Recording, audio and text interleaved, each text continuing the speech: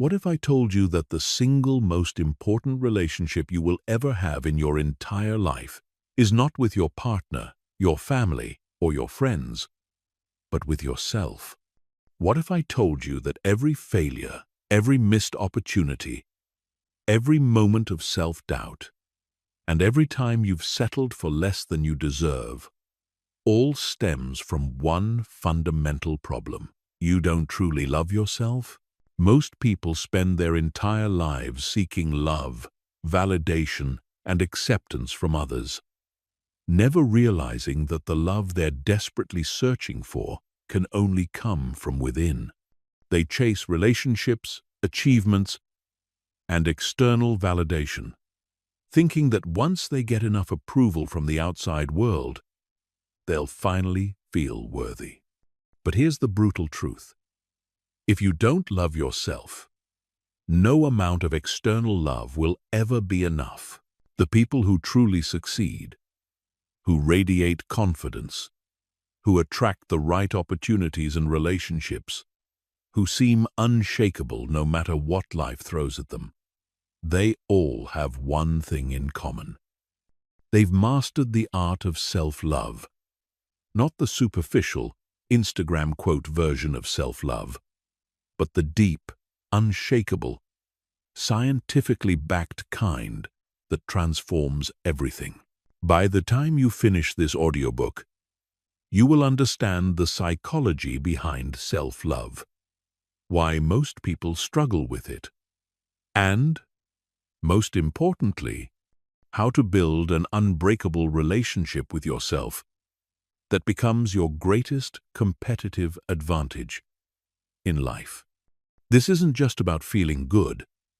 This is about rewiring your brain for success, confidence, and genuine happiness. Chapter 1. The Hidden Epidemic Destroying Your Life. Here's a statistic that will shock you. Studies show that over 85% of people have low self-esteem and struggle with self-acceptance. That means the vast majority of humans on this planet are walking around with a fundamental rejection of who they are. They don't like themselves, they don't trust themselves, and they certainly don't love themselves. But here's what's even more disturbing. Most people don't even realize this is their problem. They think their issues stem from other people, from circumstances, from bad luck, or from not having enough money, success, or recognition. They spend years trying to fix everything external while completely ignoring the internal foundation that determines everything else. Think about it this way. If you had a friend who constantly criticized you, told you that you weren't good enough, reminded you of every mistake you'd ever made, and never believed in your potential, would you want to spend time with that person? Would you trust their judgment? Would you feel confident and motivated around them? Of course not. Yet this is exactly how most people treat themselves every single day. The voice in your head, your internal dialogue, is often more cruel and destructive than your worst enemy would ever be. You tell yourself things you would never say to another human being. You hold yourself to impossible standards while making excuses for everyone else. You forgive others for their mistakes, but punish yourself for years over things that happened in the past. This internal relationship, this constant self-rejection and self-criticism, creates a cascade of problems that affect every area of your life. When you don't love yourself, you make decisions from a place of unworthiness. You accept less than you deserve because, deep down, you don't believe you deserve better. You stay in toxic relationships because you don't think you're worthy of healthy love. You don't pursue your dreams because you don't believe you're capable of achieving them. The lack of self-love shows up in subtle ways too. You might find yourself constantly seeking approval from others, unable to make decisions without validation. You might be a perfectionist, never feeling like anything you do is good enough. You might engage in self-sabotage, unconsciously destroying opportunities just when things start going well. You might have trouble setting boundaries, constantly saying yes when you want to say no, or letting people treat you poorly because you don't value yourself enough to demand respect. Research in neuroscience has shown that people with low self-worth have heightened activity in the brain's threat detection system. Their brains are constantly scanning for danger, rejection, and criticism, even when none exists. This chronic state of hypervigilance is exhausting and prevents them from taking the risks necessary for growth and success. When you don't love yourself, you live in constant fear. Fear of rejection, fear of failure, fear of being found out as a fraud. This fear becomes the lens through which you see the world, and it colors every decision you make.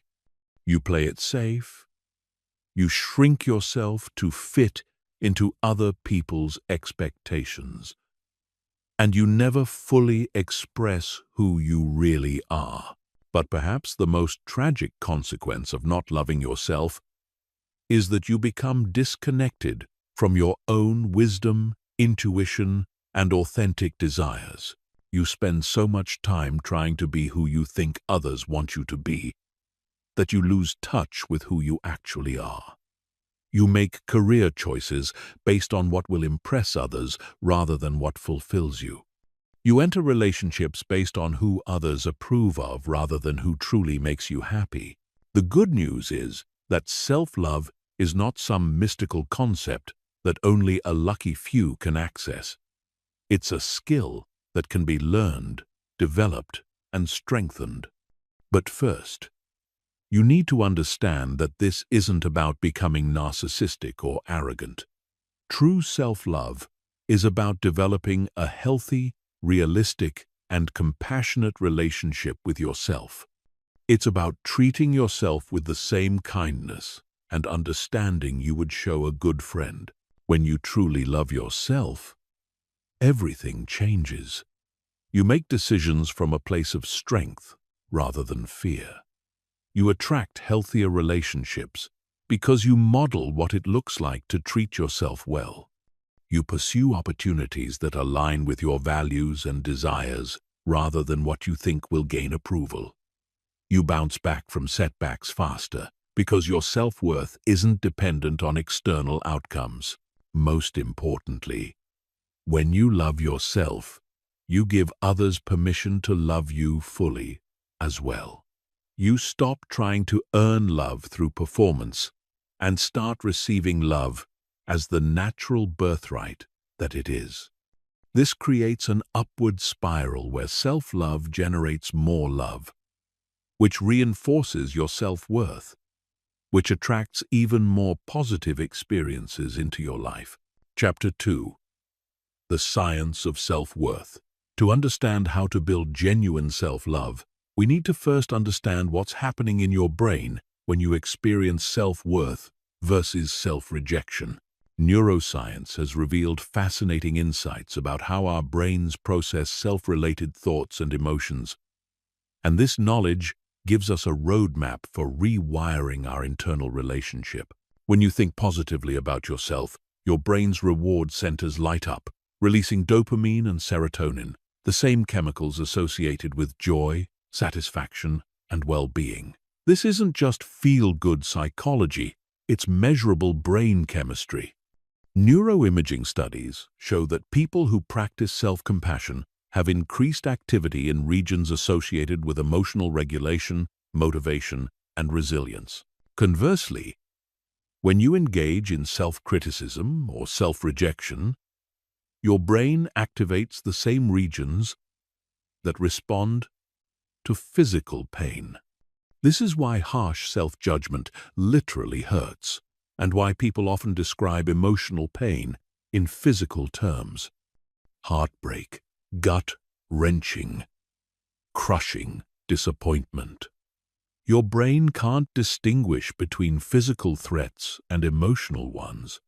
So self-attack triggers the same stress response as being chased by a predator. This chronic activation of your stress response system has devastating effects on your health, decision-making ability, and overall life satisfaction. When your brain is in threat mode, it shuts down higher-order thinking functions like creativity, strategic planning, and emotional regulation. You become reactive instead of responsive, making decisions from fear rather than wisdom. Dr. Kristen Neff's groundbreaking research on self-compassion has shown that people who treat themselves with kindness have lower levels of cortisol, the stress hormone that wreaks havoc on your immune system, sleep, and cognitive function. They also show increased heart rate variability, a marker of emotional resilience and the ability to adapt to stress. But here's where it gets really interesting. The brain's neuroplasticity means that you can literally rewire these patterns. Every time you choose self-compassion over self-criticism, you strengthen neural pathways associated with self-acceptance. Every time you speak to yourself with kindness, you're building new brain connections that make self-love more automatic and natural. The default mode network, a network of brain regions active when you're not focused on external tasks, plays a crucial role in self-related thinking. In people with depression and anxiety, this network often generates repetitive, negative thoughts about the self. However, meditation and mindfulness practices can alter the activity of this network, reducing self-critical rumination and increasing self-accepting awareness. Mirror neurons, the brain cells that fire both when you perform an action and when you observe others performing the same action, also play a role in self-love. When you treat yourself with compassion, you're more likely to extend that same compassion to others. This creates positive social interactions that reinforce your sense of worth and belonging. The brain's left prefrontal cortex, associated with approach behaviors and positive emotions, becomes more active in people who practice self-acceptance. Meanwhile, the right prefrontal cortex, linked to withdrawal behaviors and negative emotions, becomes less dominant. This shift literally changes your default emotional state from defensive and self-protective to open and self-affirming. Oxytocin, often called the love hormone, is released not just during bonding with others, but also during self-compassionate moments. When you comfort yourself during difficult times, your brain releases the same bonding chemicals that create feelings of safety and connection in relationships. This is why self-love isn't selfish. It's actually preparing your brain to love others more effectively. The amygdala, your brain's alarm system, becomes less reactive in people who practice self-compassion. This means you're less likely to perceive threats where none exist, less likely to take things personally, and more able to respond to challenges with clarity rather than panic. Your emotional regulation improves dramatically when you stop treating yourself as an enemy. Research has also shown that self-love affects your brain's reward prediction system. When you genuinely appreciate yourself, your brain gets better at recognizing and anticipating positive experiences. This creates an optimistic bias that helps you notice opportunities and possibilities that self-critical people miss entirely. The anterior cingulate cortex, involved in emotional processing and decision-making, shows increased thickness in people who practice loving-kindness meditation directed toward themselves. This suggests that self-love literally grows the brain regions responsible for emotional intelligence and wise decision-making. Perhaps most importantly, neuroimaging studies reveal that self-love activates the caregiving system in your brain, the same neural networks that fire when a parent comforts a child. This means that learning to love yourself isn't just about changing thoughts. It's about activating ancient mammalian systems designed to promote survival, growth, and thriving. Understanding this science is crucial because it shows that self-love isn't a luxury or self-indulgence. It's a biological necessity for optimal brain function. When you love yourself, you're not being weak or selfish. You're creating the neurochemical conditions for peak performance, emotional resilience, and authentic happiness. Chapter 3. How your childhood programmed you to reject yourself. Every human being is born with an innate sense of worth and self-acceptance. Watch any baby or toddler, and you'll see perfect self-love in action. They don't question their right to exist. They don't worry about whether they're good enough. And they express their needs and desires without shame or apology. They are completely comfortable being themselves, exactly as they are. So what happens? How do we go from this natural state of self-acceptance to the epidemic of self-rejection that plagues most adults? The answer lies in the programming you received during your most formative years, when your brain was literally being shaped by every interaction, message, and experience. Your early caregivers, despite their best intentions, likely passed on their own unhealed wounds and unconscious patterns. If your parents struggled with self-love, they couldn't teach you what they didn't know. If they were raised in environments where love was conditional on performance, they unconsciously recreated those same conditions for you. Perhaps you learned that love had to be earned through achievement. Maybe you got attention and praise when you succeeded, but were ignored or criticized when you failed. Your young brain, desperate for survival and connection, internalized the message that your worth was dependent on your performance. This created a lifelong pattern of seeking external validation and never feeling good enough. Or maybe you learned that your emotions were inconvenient or wrong. Perhaps when you cried, you were told to stop being dramatic. When you expressed anger, you were punished. When you showed vulnerability, you were told to toughen up. Your brain learned that parts of your authentic self were unacceptable, creating internal rejection of your own emotional experience. Some children learn that their needs are burdens. They're told they're too much or too sensitive. They learn to minimize themselves, to take up less space, to apologize for existing. These children grow into adults who struggle to ask for what they need and feel guilty for having desires or boundaries. Others learn that love is dangerous because the people who claimed to love them also hurt them. Children who experience inconsistent caregiving, where love comes mixed with criticism, neglect, or abuse, develop what psychologists call disorganized attachment. They simultaneously crave love and fear it, creating internal chaos around relationships and self-worth. The trauma of not being seen and accepted for who you truly are creates what Dr. Gabor Mate calls the authentic self wound. Your authentic self, your natural personality, preferences, and way of being, gets buried under layers of adaptive strategies designed to keep you safe and connected. But these strategies, while necessary for childhood survival, become prison walls that prevent genuine self-expression and self-love in adulthood. Your nervous system also gets programmed during these early years.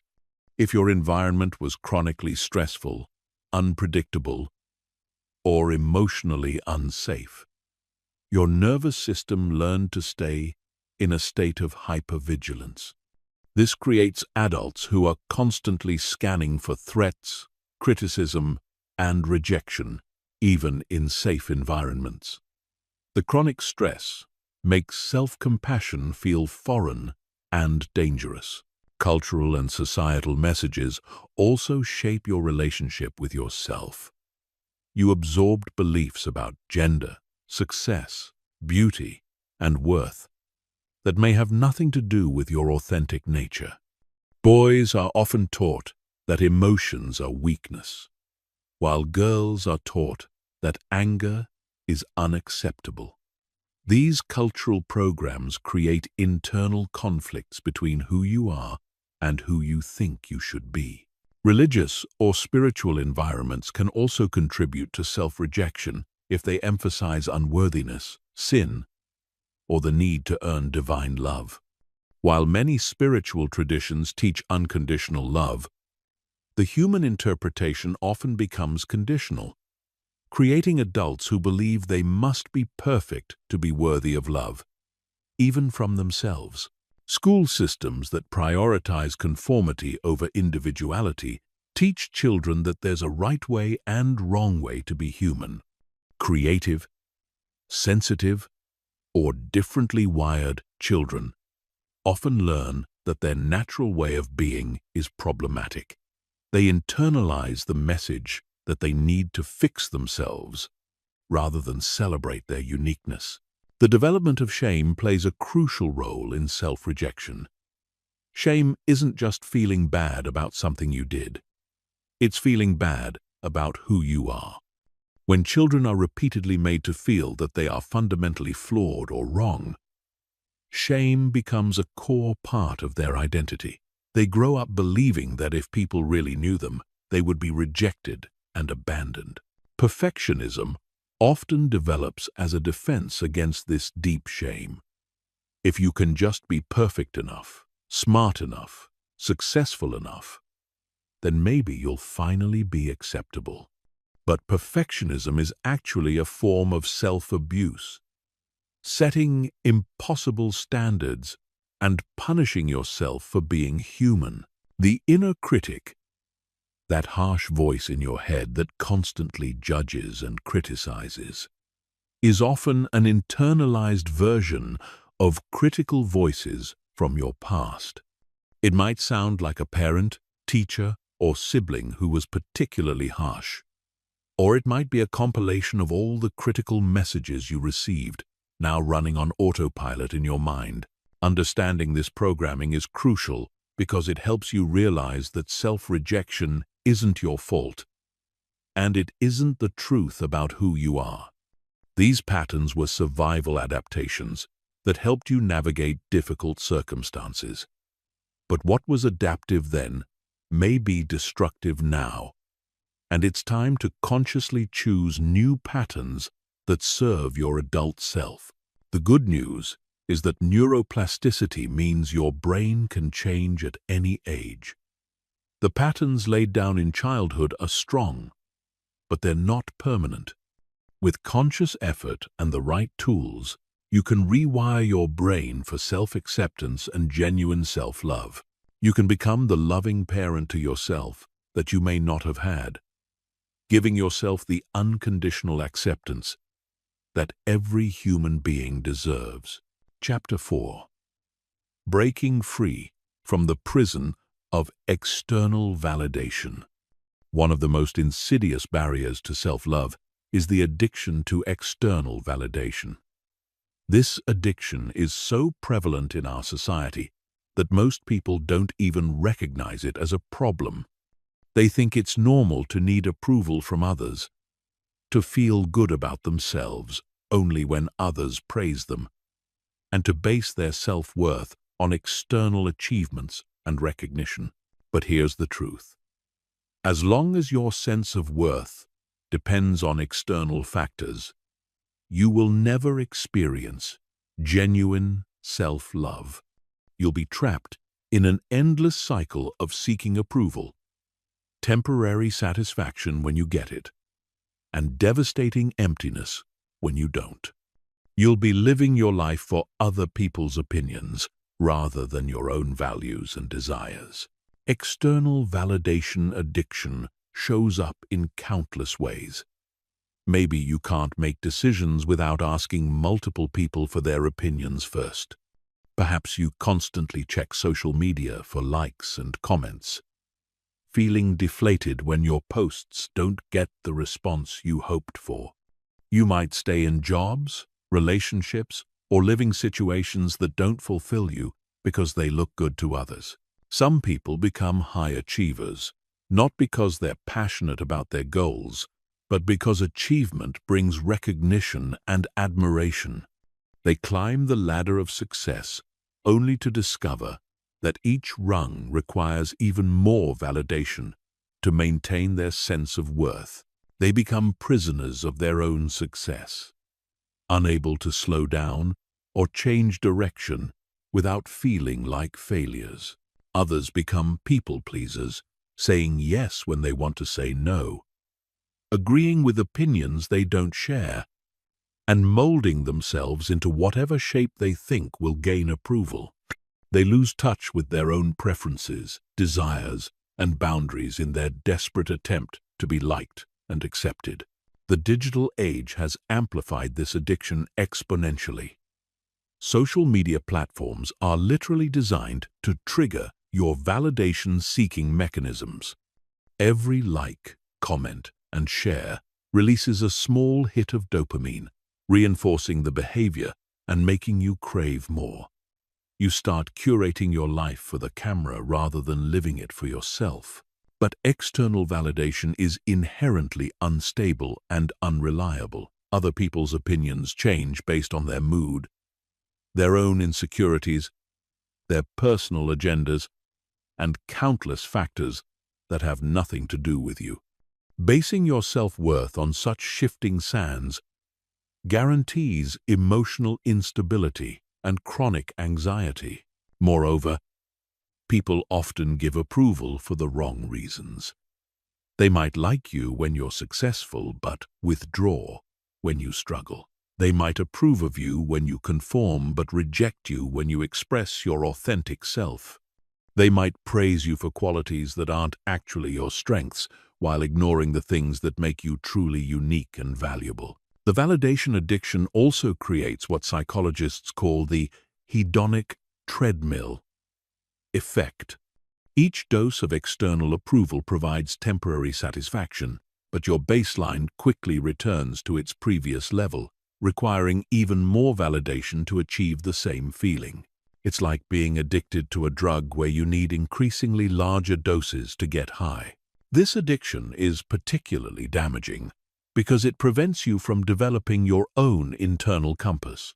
When you're constantly looking outside yourself for guidance and approval, you never learn to trust your own judgment, intuition, and wisdom. You become disconnected from your authentic self and lose the ability to navigate life from your own center. The fear of disapproval becomes so intense that you start avoiding anything that might trigger criticism or rejection.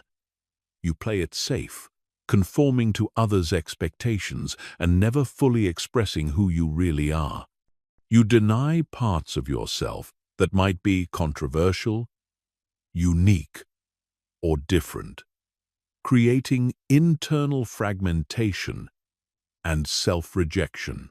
Breaking free from this addiction requires recognizing that external validation can never fill the void of self-rejection. No amount of praise, approval, or recognition from others can substitute for your own self-acceptance.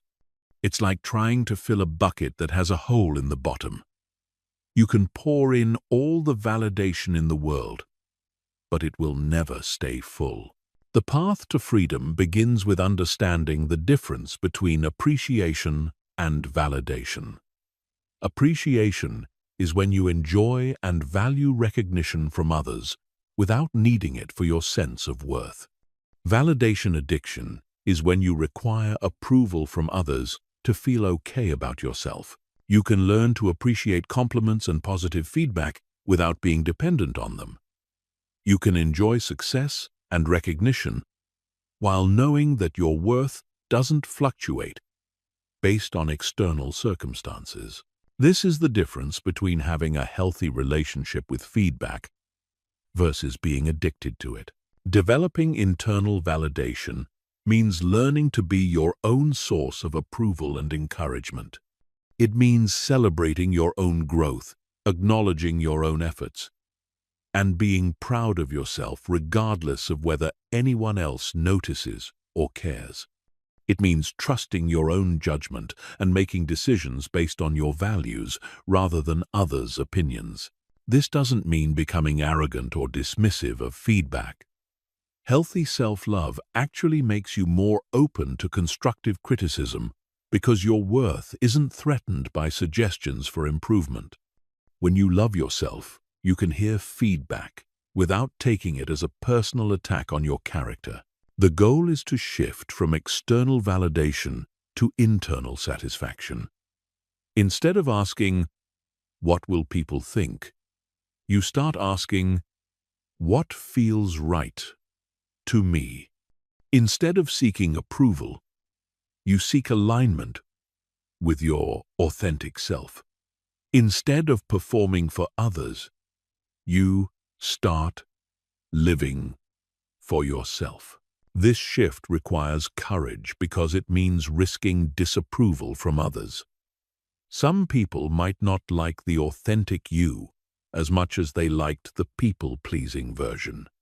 But here's what you'll discover. The people who truly matter will love you more when you're being genuine. And the people who only liked the fake version weren't really loving you anyway. When you break free from the validation addiction, you reclaim your power. You stop giving others control over your emotional state and self-worth. You become internally referenced rather than externally dependent. This is one of the most crucial steps in developing genuine, unshakable self-love. Chapter 5. The Self-Love Foundation System. Now that you understand the barriers to self-love, it's time to build the foundation that will support genuine, lasting self-acceptance. This isn't about positive thinking or superficial affirmations.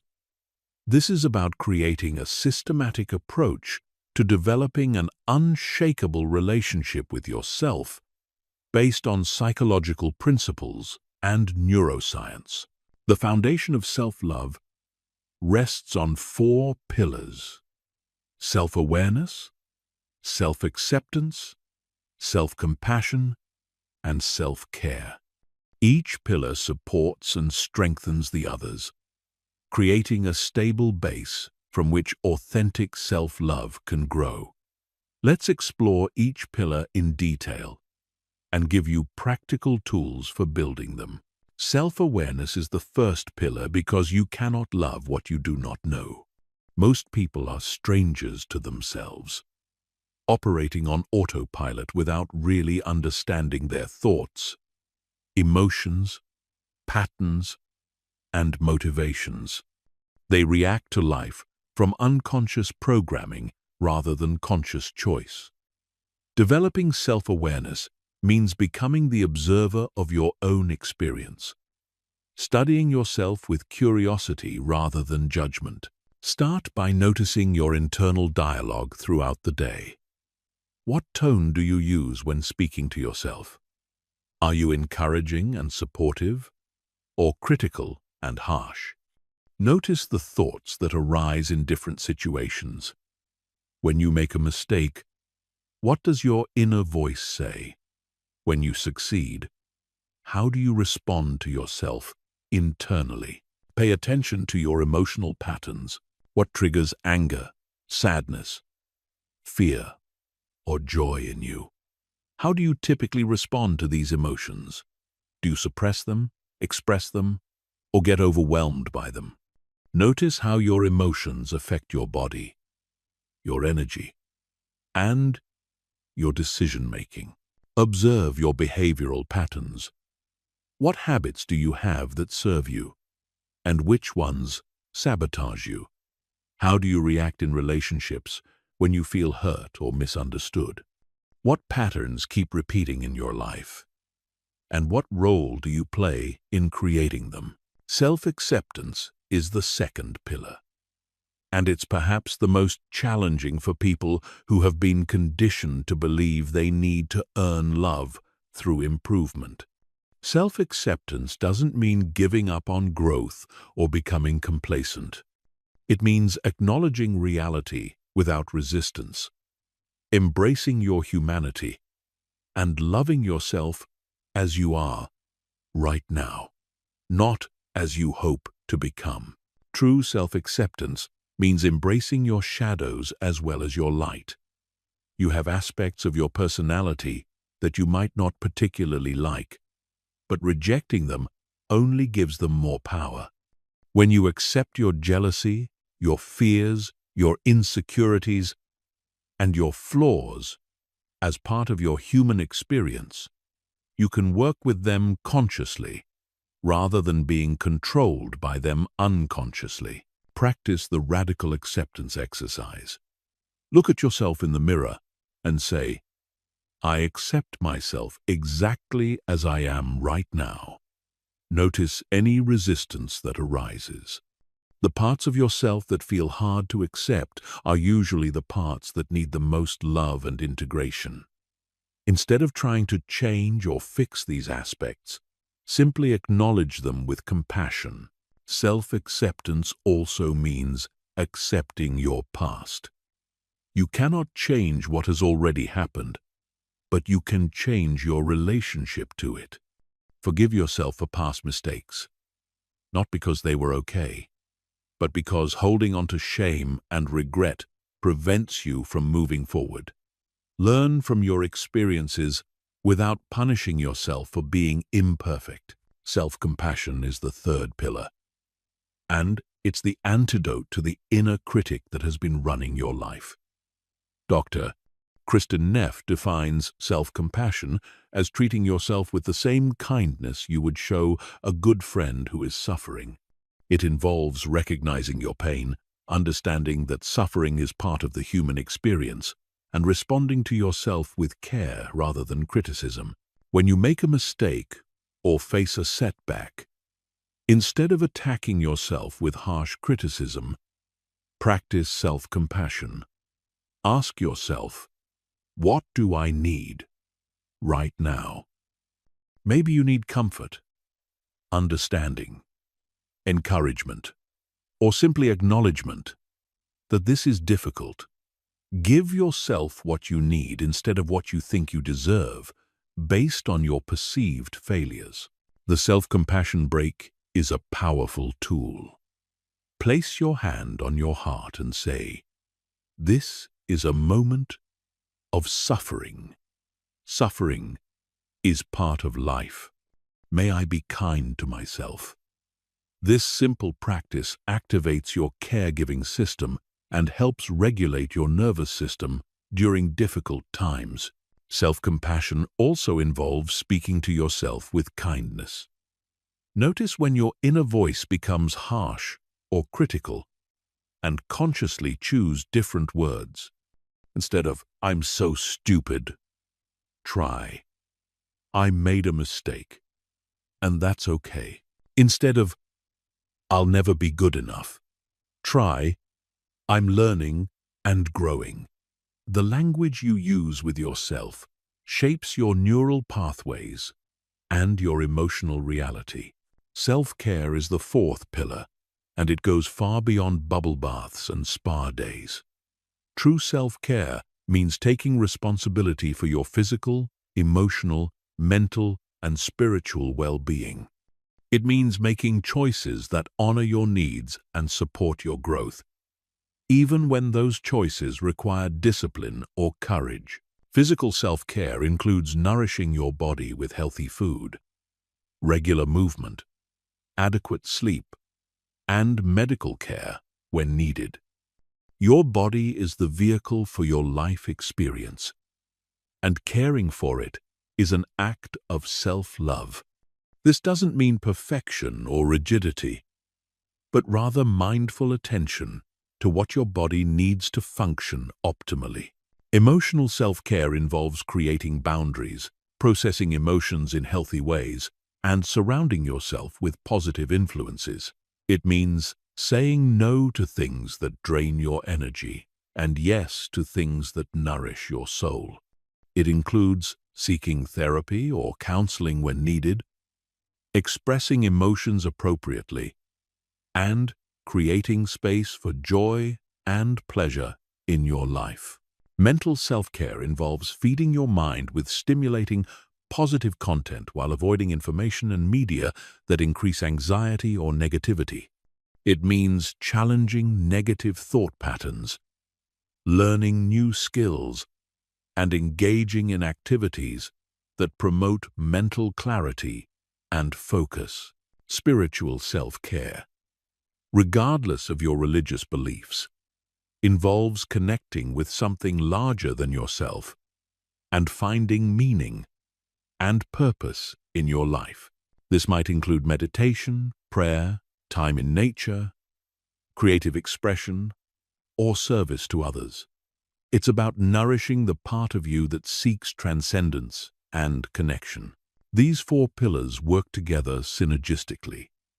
Self-awareness helps you identify areas where you need more acceptance, compassion, or care.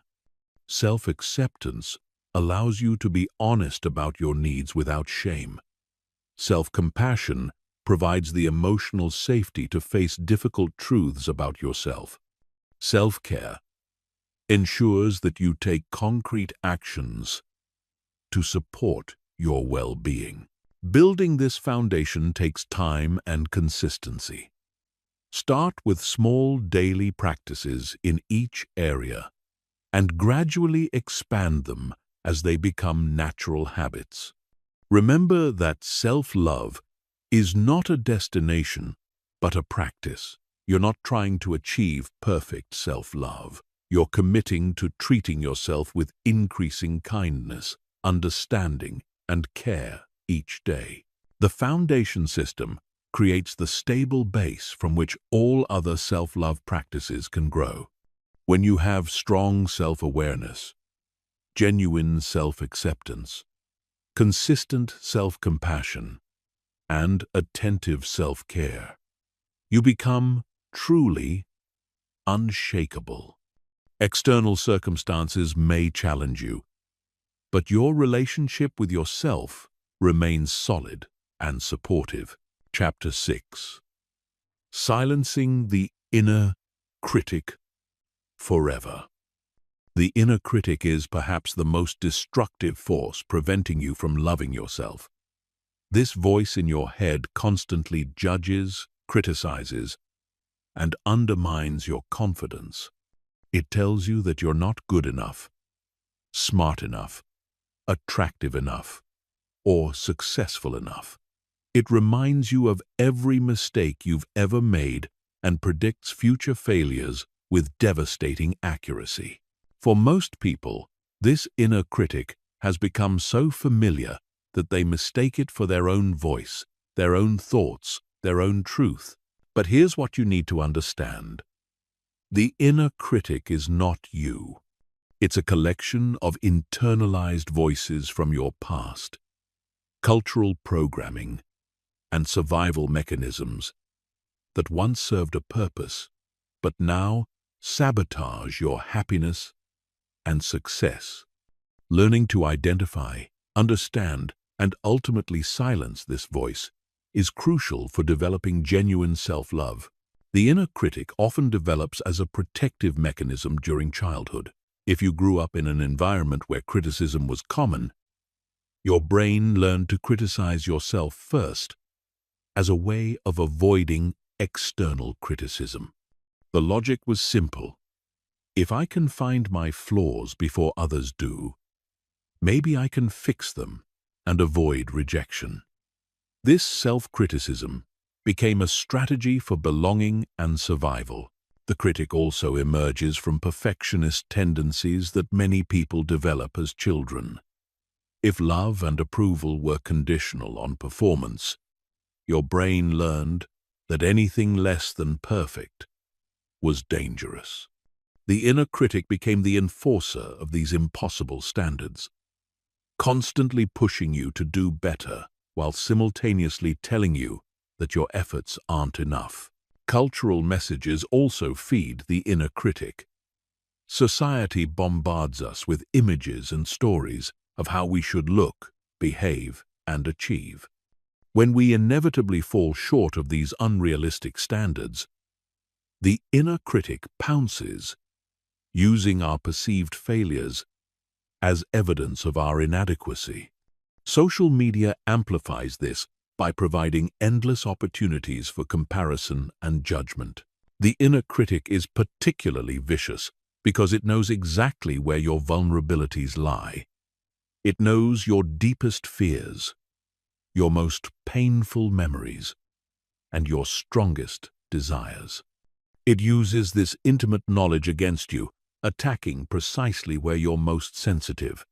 It might tell you that you're too fat, too old, too lazy, too weird, or too damaged to deserve love and success.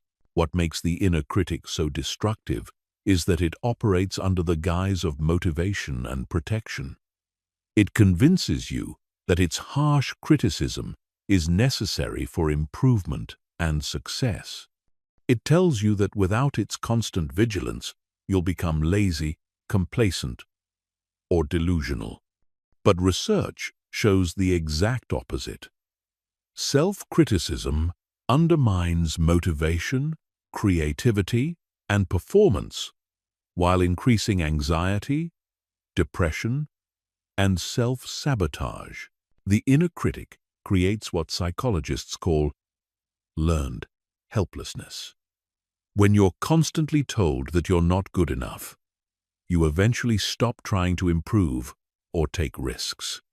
You become paralyzed by the fear of failure and criticism. You shrink your life to avoid potential judgment, missing opportunities and experiences that could bring joy and fulfillment.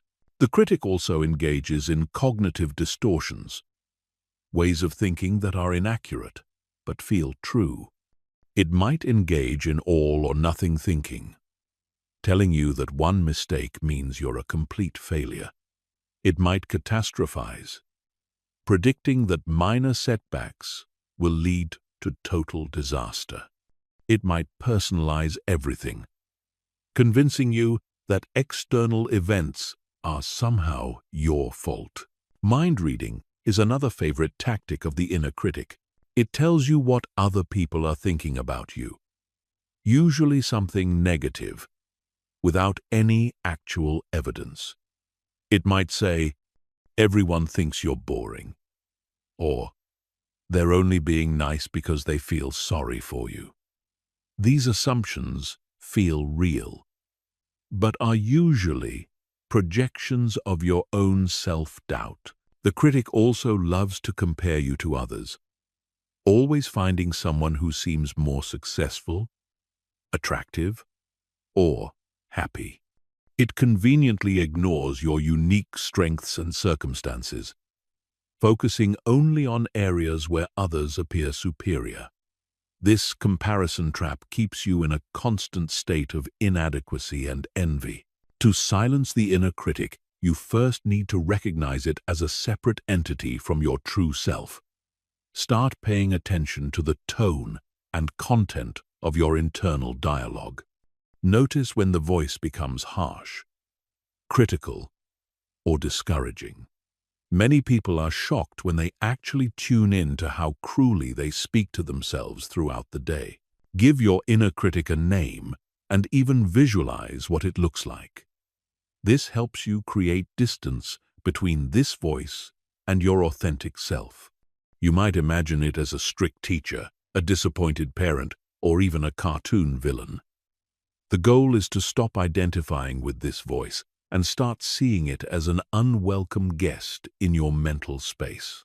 Challenge the critic's authority by questioning its statements. When it tells you that you're a failure, ask for evidence. When it predicts catastrophe, examine the likelihood of that outcome. When it compares you to others, remind yourself that you're seeing their highlight reel while living your behind-the-scenes reality. Most of the critic's statements crumble under scrutiny. Develop a compassionate inner voice to counter the critic. This voice speaks to you with the same kindness you would show a beloved friend facing difficulties. It acknowledges challenges without adding judgment. It encourages effort without demanding perfection. It offers comfort during setbacks instead of criticism. Practice the loving friend technique. When the inner critic attacks, ask yourself, what would I say to a dear friend in this situation?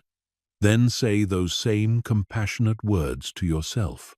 This simple shift can transform your internal dialogue from enemy to ally. Set boundaries with your inner critic, just as you would with any toxic person in your life. When it starts its familiar rant, you can say, "Thank you for sharing, but I'm not interested in your opinion right now." You can refuse to engage with its negativity and choose to focus on more constructive thoughts. Replace critic statements with neutral or positive alternatives. Instead of, "I'm so stupid," try, "I made a mistake, and I can learn from it." Instead of, "I'll never succeed," try, "This is challenging, and I'm figuring it out." The goal isn't to become unrealistically positive, but to stop the assault of unnecessary negativity. Remember that the inner critic's job was to keep you safe and acceptable to others, but it's using outdated information and strategies that no longer serve you.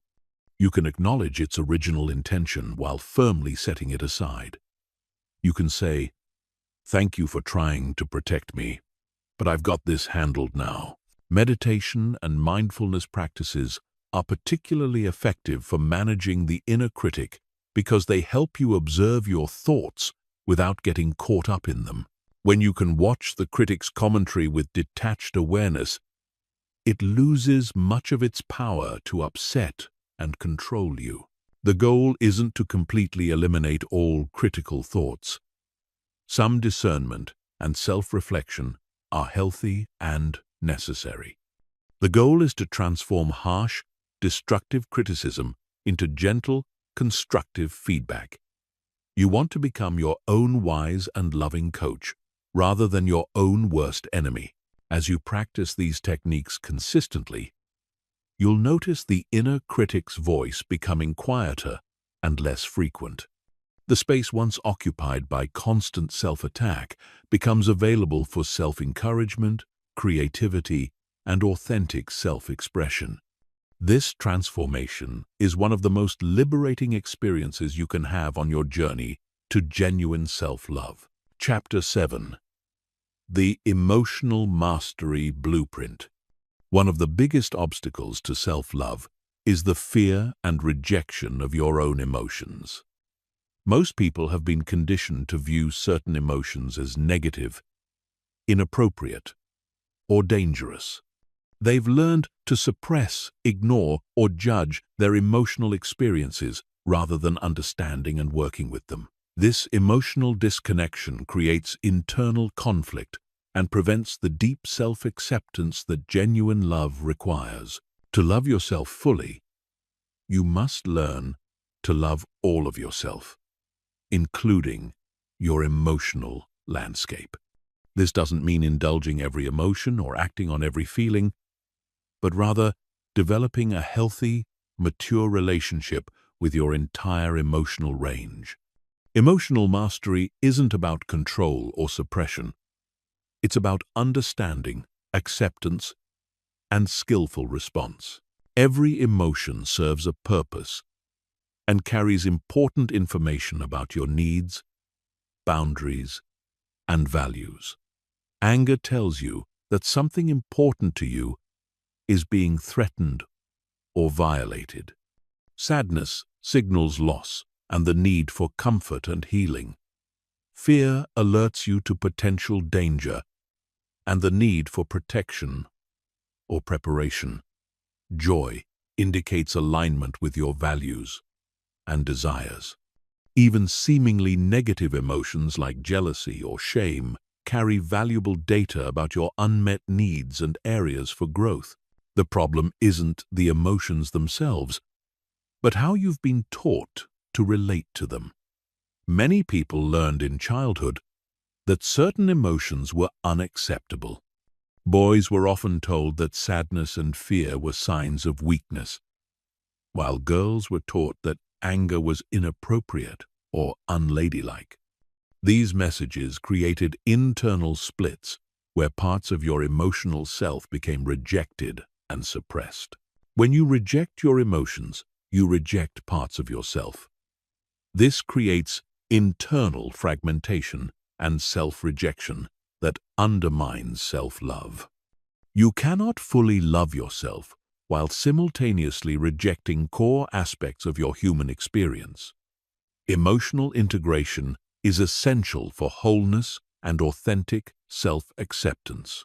Emotional suppression also has devastating consequences for your physical and mental health. Research shows that people who chronically suppress emotions have higher rates of heart disease, autoimmune disorders, and mental health issues. Suppressed emotions don't disappear. They get stored in your body and unconscious mind, where they create tension, illness, and destructive behavioral patterns. The first step in emotional mastery is developing emotional awareness. Most people are surprisingly disconnected from their emotional states, operating on autopilot without really noticing what they're feeling. They might know they feel bad or stressed, but can't identify the specific emotions present or understand what triggered them. Start by checking in with yourself multiple times throughout the day. Ask, "What am I feeling right now?" Notice the physical sensations in your body, as emotions are felt as much as they are thought. Anger might feel like heat in your chest or tension in your jaw. Sadness might feel like heaviness in your heart or tears behind your eyes. Fear might feel like butterflies in your stomach or tightness in your throat. Expand your emotional vocabulary beyond the basic categories of happy, sad, mad, and afraid. There are hundreds of emotional words that describe subtle variations and combinations of feelings. The more precisely you can identify your emotions, the better you can understand their messages and respond appropriately.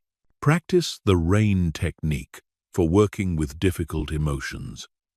RAIN stands for recognition, allowance, investigation, and non-identification. First, recognize what emotion is present without immediately trying to change or fix it. Then, allow the emotion to be there without resistance or judgment. Investigate the emotion with curious compassion, noticing where you feel it in your body and what it might be trying to tell you. Finally, remember that you are not your emotions. You are the awareness that observes them. Emotional regulation doesn't mean controlling your emotions, but rather choosing how to respond to them skillfully. You can feel angry without becoming aggressive. You can experience sadness without becoming depressed. You can notice fear without becoming paralyzed. The emotion provides information, but you choose the action. Develop a toolbox of healthy emotional regulation strategies. Deep breathing activates your parasympathetic nervous system and helps you respond rather than react. Physical movement helps metabolize stress hormones and emotional energy. Journaling helps you process and understand your emotional experiences. Creative expression allows emotions to move through you constructively. Learn to sit with uncomfortable emotions without immediately trying to escape them through distraction, substances, or compulsive behaviors. Our culture teaches us to avoid discomfort at all costs. But this actually amplifies emotional pain and prevents natural healing. When you can stay present with difficult emotions, they typically move through you more quickly and completely. Practice emotional self-soothing, the ability to comfort yourself during emotional distress. This might involve self-massage, gentle movement, soothing music, or comforting self-talk. The goal is to provide yourself with the care and comfort that you might have needed from others but didn't receive. Develop emotional boundaries, the ability to experience your emotions without taking on others' emotions or allowing others to dictate your emotional state. Empathetic people often struggle with this, absorbing others' emotions as their own. Learning to distinguish between your emotions and others' emotions is crucial for emotional clarity and self-love. Challenge emotional perfectionism, the belief that you should only feel positive emotions or that negative emotions are signs of failure or weakness. All emotions are part of the human experience, and trying to feel only positive emotions is like trying to have a day with only light and no darkness. Emotional diversity is emotional health. Practice emotional self-compassion by treating yourself with kindness when you're experiencing difficult emotions. Instead of judging yourself for feeling angry, sad, or afraid, offer yourself the same comfort you would give a good friend. Emotional pain hurts enough without adding the extra layer of self-criticism. Understand that emotions are temporary and constantly changing. The intensity you feel right now will not last forever. Emotions are like weather patterns. They arise, peak, and naturally subside when allowed to flow freely. Reminding yourself of this during intense emotional states helps you maintain perspective and avoid getting overwhelmed. Learn to express emotions appropriately rather than suppressing them or exploding with them. This might mean setting boundaries when you're angry, asking for support when you're sad, or taking protective action when you're afraid. Healthy emotional expression honors both your needs and the needs of others. As you develop emotional mastery, you'll find that your relationship with yourself becomes more accepting and compassionate. You'll stop judging yourself for having human emotions and start appreciating the rich, complex inner world that makes you who you are. This emotional integration is essential for deep, lasting self-love. Chapter 8. Transforming your relationships through self-love. One of the most powerful and immediate benefits of developing genuine self-love is how dramatically it transforms all of your relationships. When you truly love yourself, you show up differently in every interaction. You attract different types of people. You set healthier boundaries, and you create more authentic connections. Most importantly, you stop using relationships to fill the void of self-rejection and start engaging from a place of wholeness and abundance. The relationship you have with yourself is the template for every other relationship in your life. If you're constantly critical, demanding, and unforgiving with yourself, you'll likely attract partners and friends who treat you the same way. If you don't respect your own boundaries, others won't respect them either. If you don't believe you deserve love and kindness, you'll unconsciously choose relationships that confirm this belief. Many people enter relationships from a place of neediness and emptiness, hoping that another person will provide the love, validation, and acceptance they can't give themselves. This creates what psychologists call codependent relationships, where both people are trying to use the other to feel complete.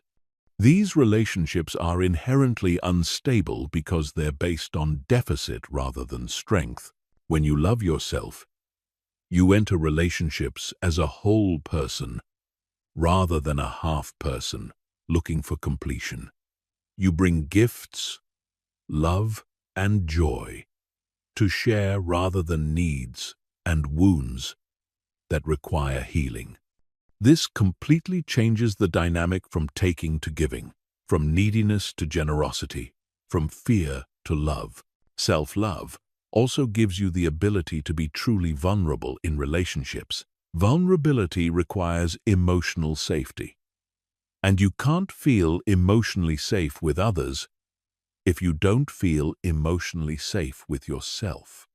When you're constantly attacking yourself internally, opening up to others feels too dangerous because their potential criticism would be added to your existing self-attack. But when you love yourself, you can share your authentic thoughts, feelings, and experiences without the paralyzing fear of judgment.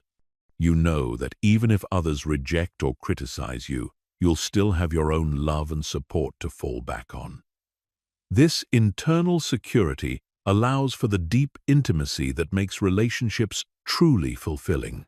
Healthy boundaries are perhaps the most important relationship skill that emerges from self-love. Boundaries aren't walls that keep people out. They're guidelines that teach others how to treat you. When you love yourself, you naturally protect your energy, time, and emotional well-being. You say no to requests that drain you, and yes to experiences that nourish you. People who lack self-love often struggle with boundaries because they're afraid that setting limits will result in rejection or abandonment. They say yes when they want to say no, tolerate behavior that hurts them, and sacrifice their own needs to keep others happy. But this strategy backfires because it breeds resentment and attracts people who are happy to take advantage of their generosity. When you set healthy boundaries from a place of self-love, you actually improve your relationships.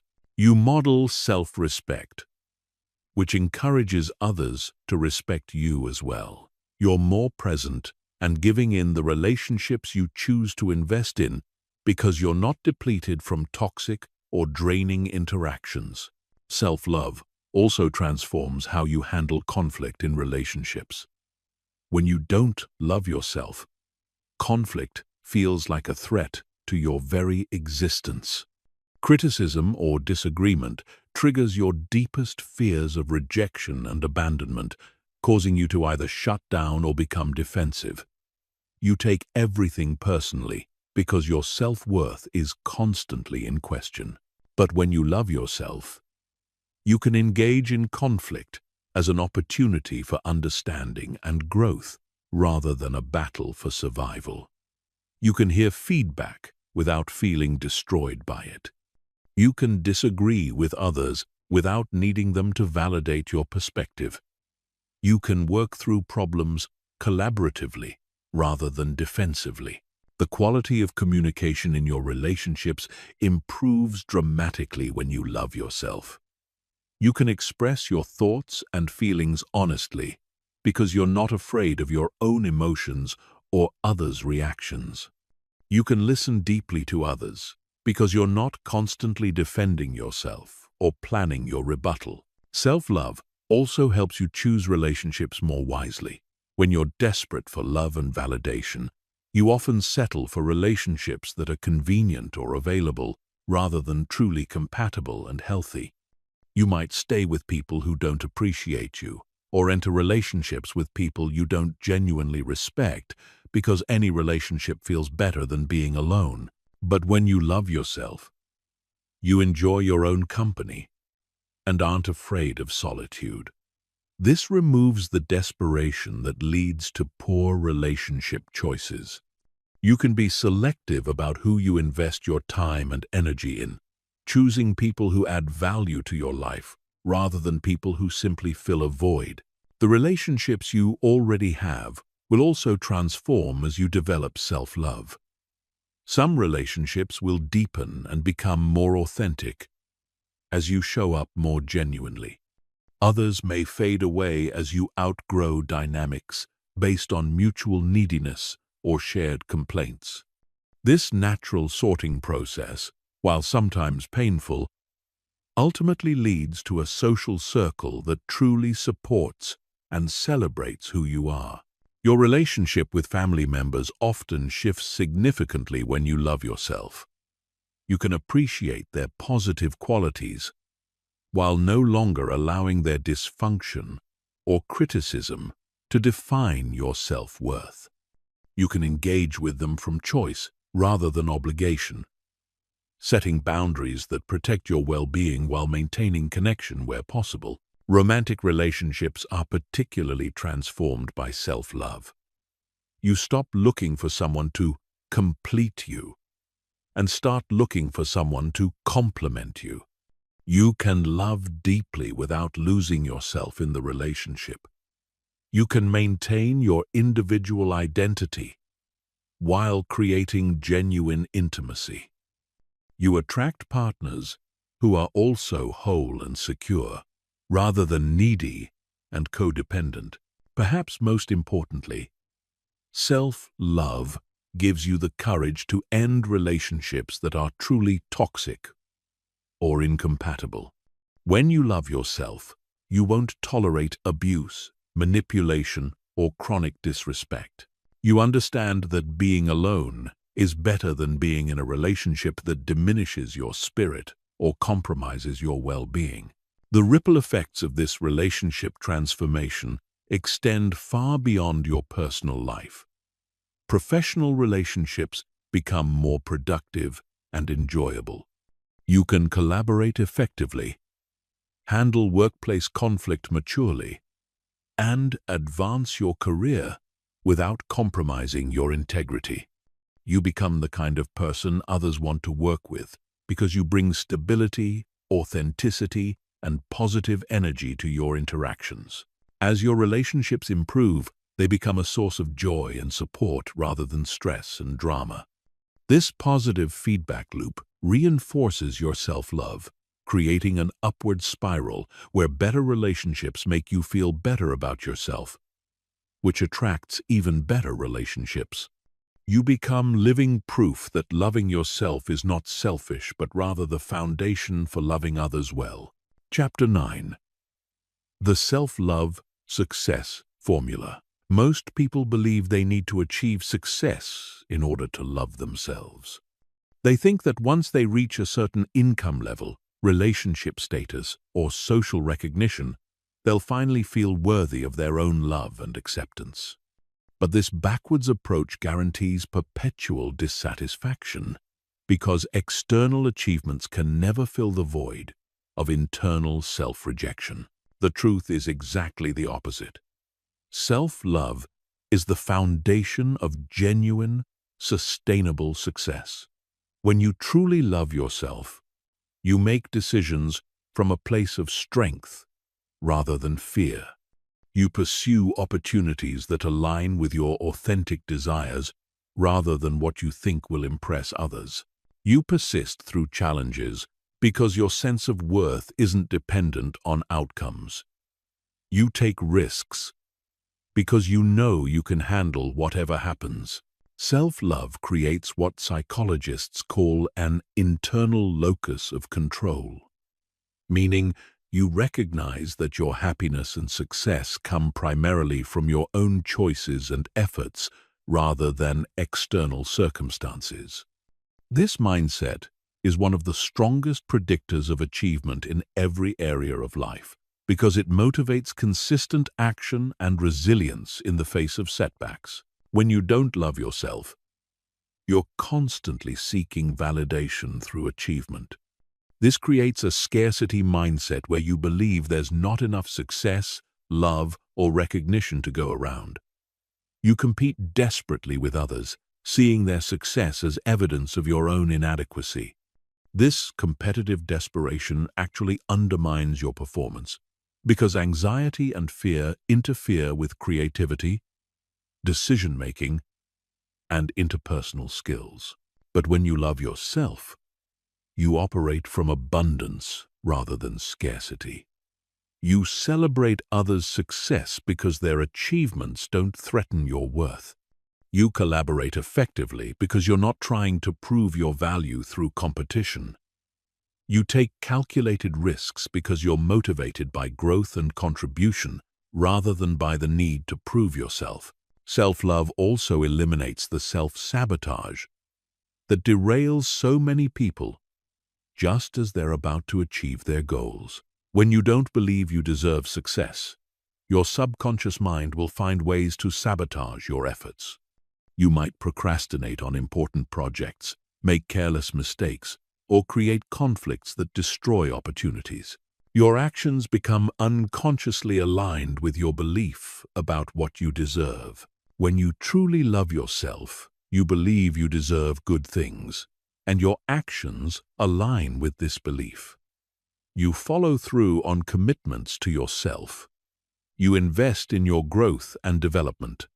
You make choices that support your long-term success, rather than just providing immediate gratification. The self-love success formula operates on several key principles.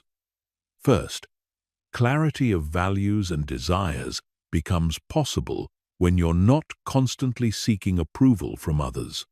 When you love yourself, you can tune in to your authentic preferences and interests rather than what you think will gain recognition or acceptance.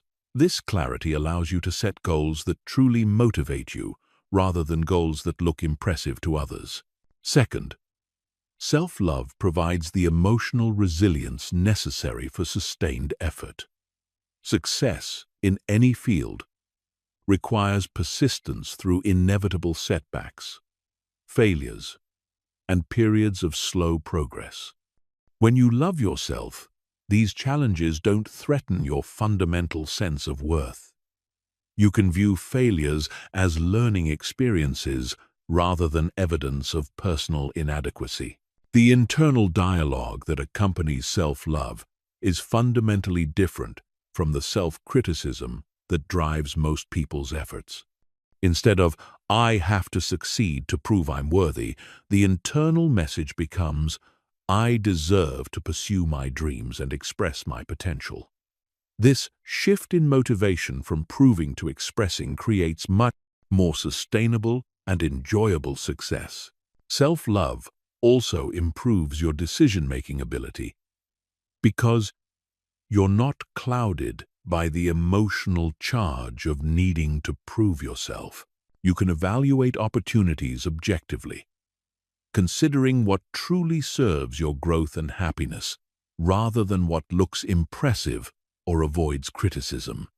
This clarity leads to better choices in career, relationships, and life direction. The networking and relationship building that are essential for most forms of success become natural when you love yourself. People are attracted to individuals who are comfortable in their own skin, who don't need constant validation, and who can focus on contributing value rather than extracting approval. Self-love makes you magnetic because you radiate confidence and authenticity.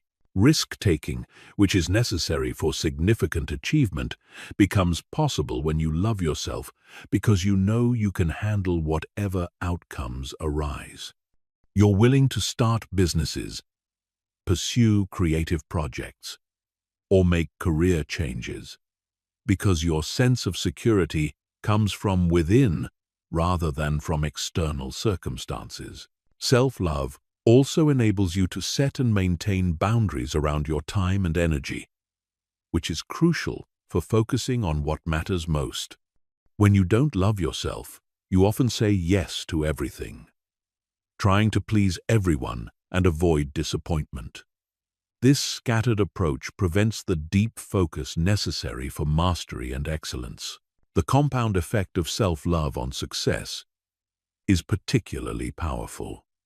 Each decision made from self-love tends to create positive outcomes that reinforce your sense of worth and capability. This creates an upward spiral where success builds on success, confidence builds on confidence, and love builds on love. Perhaps most importantly, when success comes from a foundation of self-love, it feels genuinely satisfying. You're not constantly moving the goalposts or feeling empty after achieving your goals because your sense of worth isn't dependent on external validation. You can enjoy your accomplishments while remaining grounded in your inherent value as a human being. The self-love success formula also applies to how you handle failure and setbacks.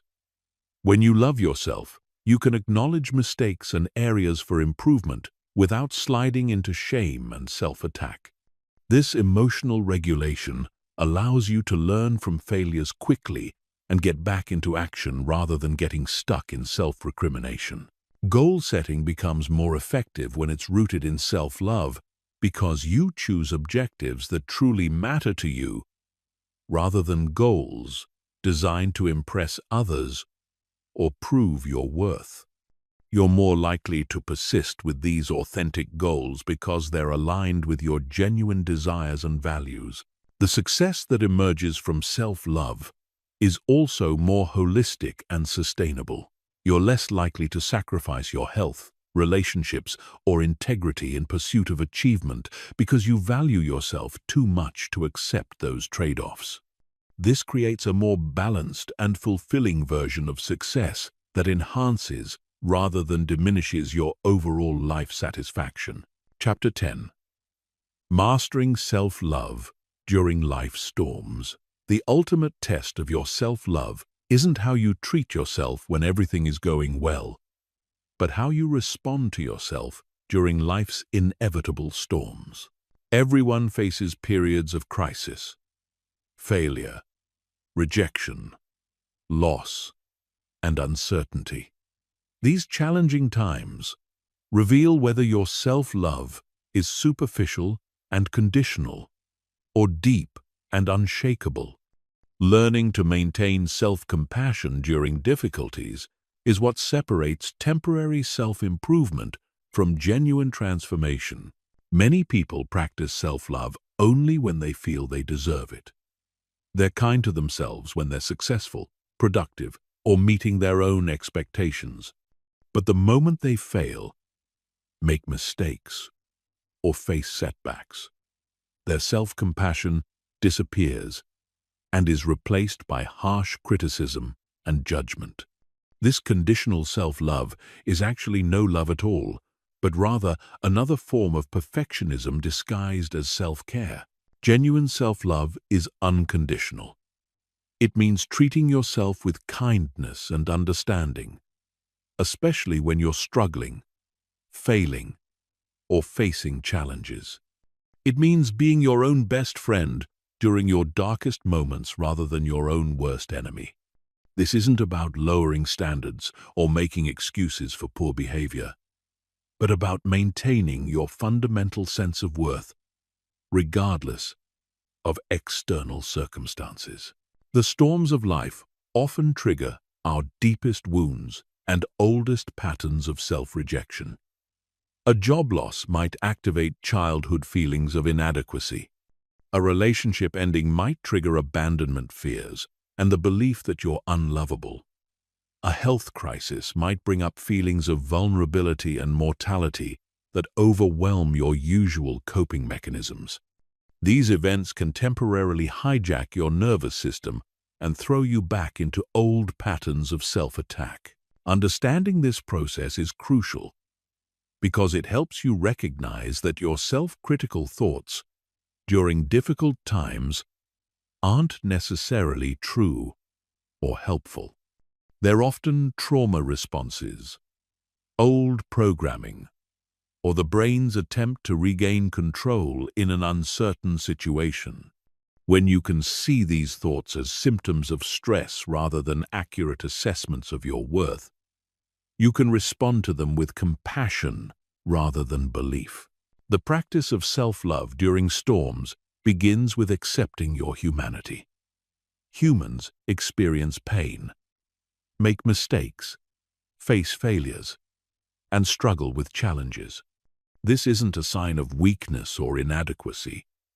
It's part of the human condition. When you can normalize your struggles rather than seeing them as evidence of personal failure, you create space for self-compassion to emerge. Self-soothing becomes essential during difficult times. This means consciously providing yourself with comfort, care, and support when you're hurting. It might involve physical comfort like warm baths, gentle movement, or nourishing food. It might include emotional comfort like journaling, talking to supportive friends, or engaging in activities that bring you joy. The key is actively caring for yourself rather than abandoning yourself during your time of need. Emotional regulation during storms requires understanding that intense emotions are temporary visitors, not permanent residents. When you're in the middle of grief, anxiety, or despair, it feels like the pain will last forever. But emotions are energy in motion, and when allowed to flow naturally, they eventually transform and subside. Fighting against painful emotions or judging yourself for having them only intensifies and prolongs the suffering. The inner dialogue during challenging times becomes crucial. Notice if you're adding unnecessary suffering to necessary pain through self-criticism. Pain is inevitable in life, but suffering is often optional and comes from our resistance to what is happening or our harsh judgment of ourselves for being affected by it. Ask yourself, what would I say to a beloved friend going through this exact situation? Then offer yourself those same words of comfort and understanding. Perspective-taking is another powerful tool for maintaining self-love during storms. When you're in crisis, your view becomes narrow and catastrophic. Everything feels permanent and overwhelming. Deliberately expanding your perspective by remembering past challenges you've overcome, considering what this situation might teach you, or imagining how you'll view this period from the future, can help restore balance and hope. Self-advocacy becomes essential during difficult times. This means standing up for yourself, seeking help when you need it, and refusing to tolerate treatment from others that adds to your suffering. Many people become passive victims during crises, accepting poor treatment because they believe their struggles make them burdensome or undeserving of care. Self-love means knowing you deserve support and kindness, especially when you're vulnerable. Boundaries often need to be adjusted during challenging periods. You might need to limit your exposure to negative news, toxic people, or overwhelming obligations. You might need to ask for help with responsibilities that feel too heavy to carry alone. Self-love means protecting your energy and well-being during recovery, rather than pushing through pain out of guilt or obligation. The stories you tell yourself about your struggles profoundly impact your ability to maintain self-love. Are you framing your challenges as evidence of personal failure or as opportunities for growth and resilience? Are you seeing yourself as a victim of circumstances or as someone courageously navigating a difficult situation? The narrative you choose shapes your emotional experience and your ability to treat yourself with compassion. Self-forgiveness becomes particularly important during storms because crises often involve mistakes, poor decisions, or actions you later regret. You might have said things in anger that you wish you could take back, made choices based on fear that created additional problems, or failed to live up to your own standards during stressful times. Self-love means acknowledging these human imperfections without sliding into shame and self-condemnation. Remember that healing and recovery are not linear processes.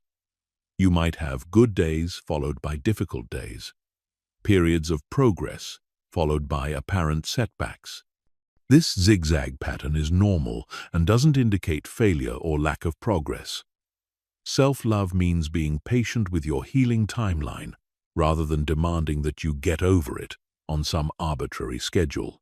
Creating meaning from your struggles is part of maintaining self-love during storms.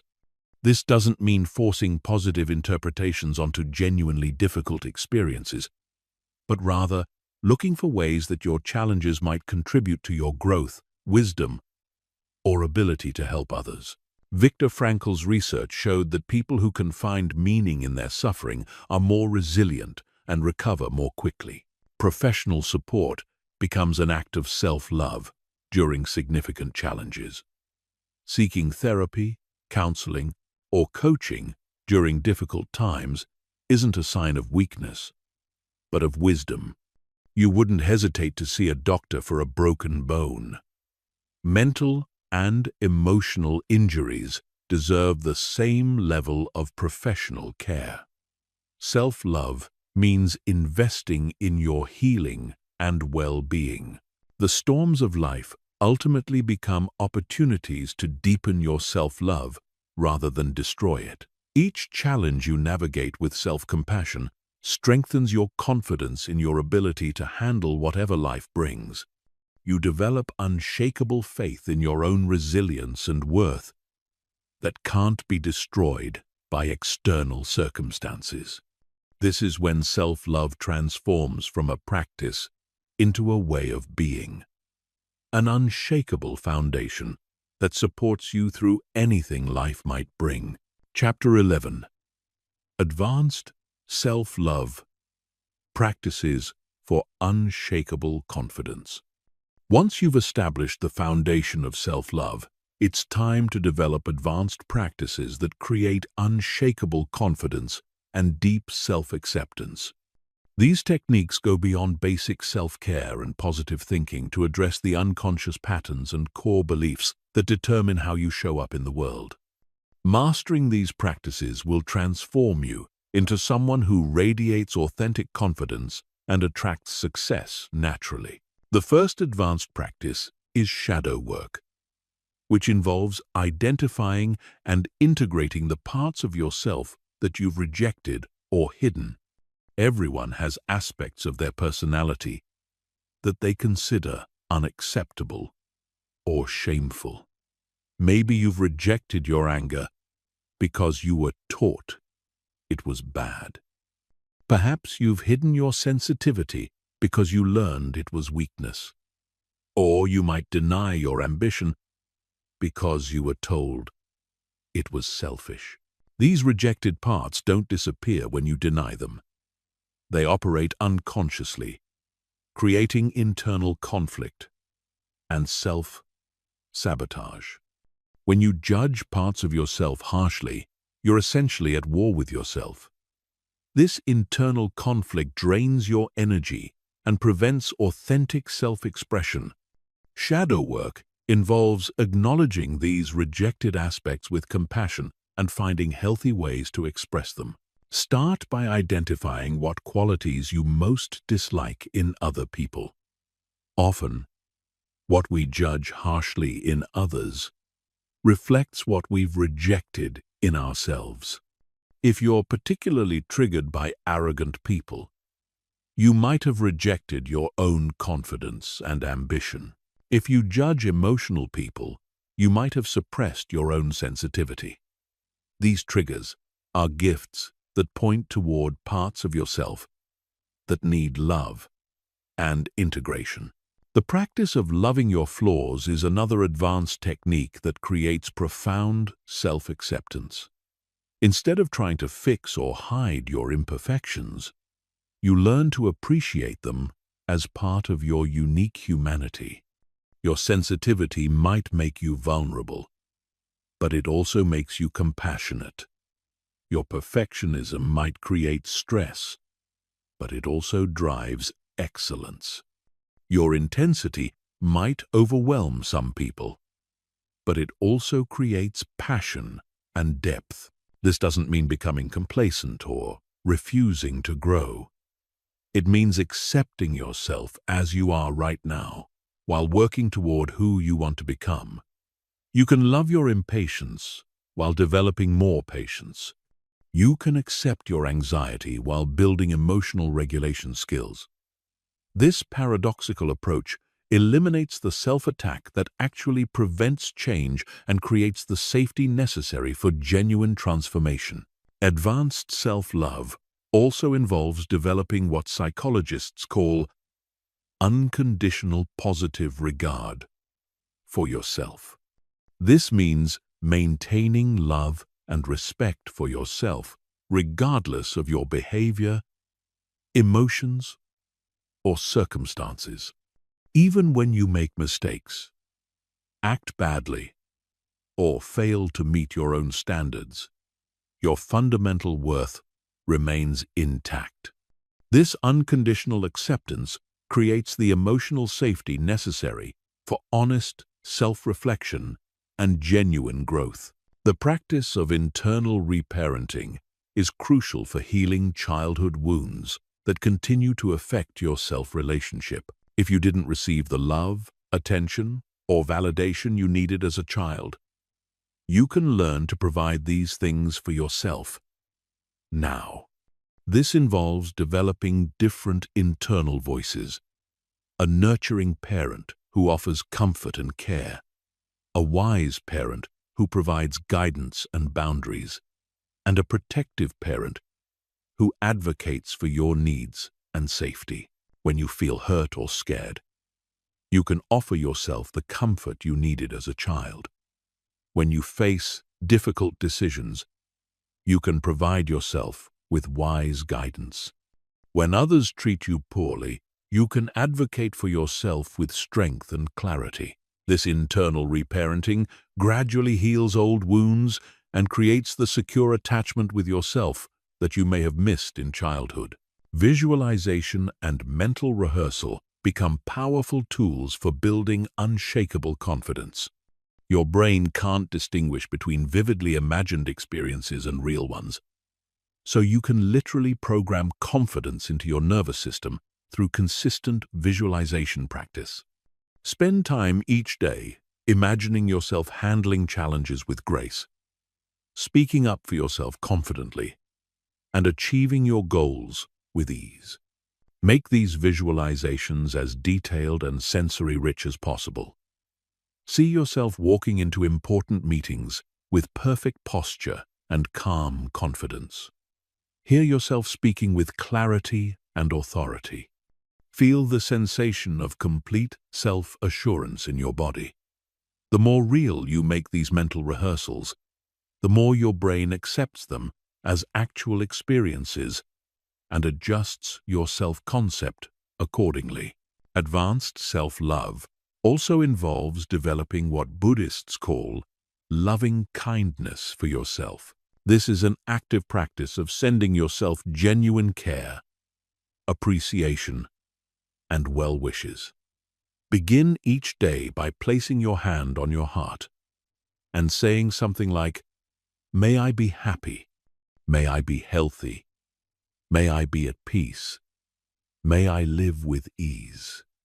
This simple practice activates your caregiving system and programs your nervous system for self-compassion. The practice of celebrating yourself regularly is crucial for building unshakable confidence. Most people are quick to notice their mistakes and failures, but ignore their successes and growth. Advanced self-love means consciously acknowledging your achievements, efforts, and positive qualities. Keep a daily success journal where you record everything you did well, no matter how small. Celebrate your courage, kindness, creativity, and progress regularly. Somatic practices that involve working with your body are essential for embodying self-love rather than just thinking about it. Your body holds memories, emotions, and patterns that thinking alone cannot change. Practices like yoga, dance, breathwork, or massage help release stored tension and trauma while cultivating a loving relationship with your physical self. Notice how you hold your body when you feel confident versus when you feel insecure. Practice embodying confidence through your posture, movement, and presence. Stand tall, make eye contact, speak clearly, and take up appropriate space. Your body language doesn't just reflect your internal state, it actually influences it. When you hold yourself like someone who loves and respects themselves, you begin to feel that way internally. The advanced practice of value-based decision-making ensures that your choices align with your authentic self rather than external expectations. When you truly love yourself, you make decisions based on what honors your values, supports your growth, and serves your highest good. This might mean disappointing others, taking risks, or choosing paths that seem unconventional, but it creates authentic success and deep satisfaction. Develop what psychologists call distress tolerance, the ability to handle emotional discomfort without immediately trying to escape it. When you can sit with difficult emotions without running away through distraction, substances, or compulsive behaviors, you develop unshakable confidence in your ability to handle whatever life brings. This emotional resilience becomes a source of deep self-trust and inner strength. Practice radical responsibility, which means taking ownership of your role in creating your experiences without sliding into self-blame. This involves recognizing that while you can't control what happens to you, you can always control how you respond. This sense of personal agency and responsibility creates confidence because you know that you have the power to influence your outcomes through your choices and responses. The ultimate advanced practice is learning to be your own source of validation, approval, and love.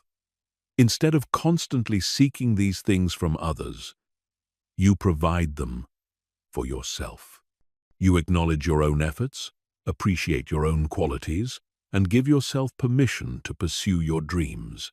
This internal self-sufficiency creates magnetic confidence because you're no longer needy or desperate for external approval. These advanced practices require consistency and patience to master, but they create profound transformation. When you've done the deep work of truly loving yourself, including your shadows and flaws, you become unshakable. External criticism can't destroy you because you know your own worth. Failures can't devastate you because your value isn't based on outcomes. Rejection can't crush you because you have your own love and acceptance. Chapter 12. The Art of Self-Love in Romance and Dating. One of the most challenging areas to maintain self-love is in romantic relationships and dating. The desire for love and connection is so powerful that many people abandon themselves completely in pursuit of romantic validation. They sacrifice their values, ignore red flags, tolerate poor treatment, and lose their identity in relationships. Learning to love yourself while dating and being in relationships is an art that requires conscious practice and strong boundaries. The foundation of healthy romantic relationships is coming to the table as a whole person rather than a half person seeking completion. When you don't love yourself, you enter relationships from a place of neediness and desperation. You see potential partners as saviors who will fix your loneliness, validate your worth, and provide the love you can't give yourself. This creates an imbalanced dynamic where you're willing to do anything to keep the relationship, even if it means betraying yourself. But when you love yourself, you approach dating and relationships from abundance rather than scarcity. You know that you're already complete and that a relationship is meant to enhance your life, not fix it. You're looking for a partner who complements you rather than completes you. This shift in energy is immediately attractive because people are drawn to those who are comfortable in their own skin and don't need constant validation. Self-love in dating begins with knowing and honoring your values, boundaries, and non-negotiables. Before you even start dating, get clear on what matters most to you in a relationship. What qualities are essential in a partner? What behaviors are absolutely unacceptable? What kind of relationship dynamic do you want to create? When you know these things clearly, you can make decisions that honor your authentic self, rather than just trying to be liked. Many people lose themselves in the early stages of dating by trying to become whatever they think the other person wants. They hide aspects of their personality that might be polarizing, agree with opinions they don't share, and pretend to enjoy activities that don't interest them. This people-pleasing strategy might initially attract someone, but it attracts them to a false version of you, setting up inevitable disappointment and disconnection. Self-love means showing up authentically from the beginning. Even if it means some people won't be interested, it's better to be rejected for who you really are than accepted for who you're pretending to be. When you're authentic, you attract people who genuinely like and appreciate the real you, creating the foundation for healthy, lasting connection. The practice of self-advocacy becomes crucial in dating and relationships. This means speaking up for your needs, expressing your feelings honestly, and refusing to tolerate treatment that doesn't align with your worth. Many people, especially those with people-pleasing tendencies, struggle to advocate for themselves in relationships because they're afraid of conflict or rejection. But self-love requires that you protect yourself from harm, even when that harm comes from someone you care about. If someone consistently cancels plans, shows up late, or treats you disrespectfully, loving yourself means addressing these issues directly rather than making excuses for their behavior. You teach people how to treat you by what you tolerate. Emotional regulation becomes essential in romantic relationships because the intimacy and vulnerability involved can trigger your deepest wounds and insecurities. When someone you care about criticizes you, doesn't respond to your texts quickly, or seems distant, it can activate childhood fears of abandonment or rejection. Self-love means recognizing these triggers and responding from your adult self rather than your wounded inner child. This involves developing what psychologists call emotional self-soothing. When you feel triggered in a relationship, instead of immediately reacting or demanding reassurance from your partner, you first provide comfort and understanding to yourself. You remind yourself of your worth, offer yourself compassion for feeling hurt, and choose a response that honors both your needs and the relationship. The ability to be alone and enjoy your own company is crucial for healthy relationships. When you're afraid of being alone, you'll tolerate almost anything to avoid that fear. You'll stay in relationships that don't serve you, ignore major incompatibilities, and sacrifice your authentic self to maintain connection. But when you genuinely enjoy your own company, being single becomes a viable and attractive option, giving you the freedom to choose relationships that truly enhance your life. Self-love also means maintaining your individual identity within relationships. Many people lose themselves in romantic partnerships, giving up their friends, hobbies, goals, and interests to merge completely with their partner. While intimacy requires some compromise and adjustment, healthy relationships allow both people to maintain their unique identities while creating something beautiful together. This means continuing to pursue your own interests, maintaining friendships outside the relationship, and having goals that don't revolve around your partner. It means being able to disagree with your partner while still loving them. It means supporting each other's growth, even when that growth takes you in different directions. The practice of conscious communication becomes an expression of self-love in relationships. This means expressing your thoughts, feelings, and needs clearly and directly rather than expecting your partner to read your mind or guess what's wrong.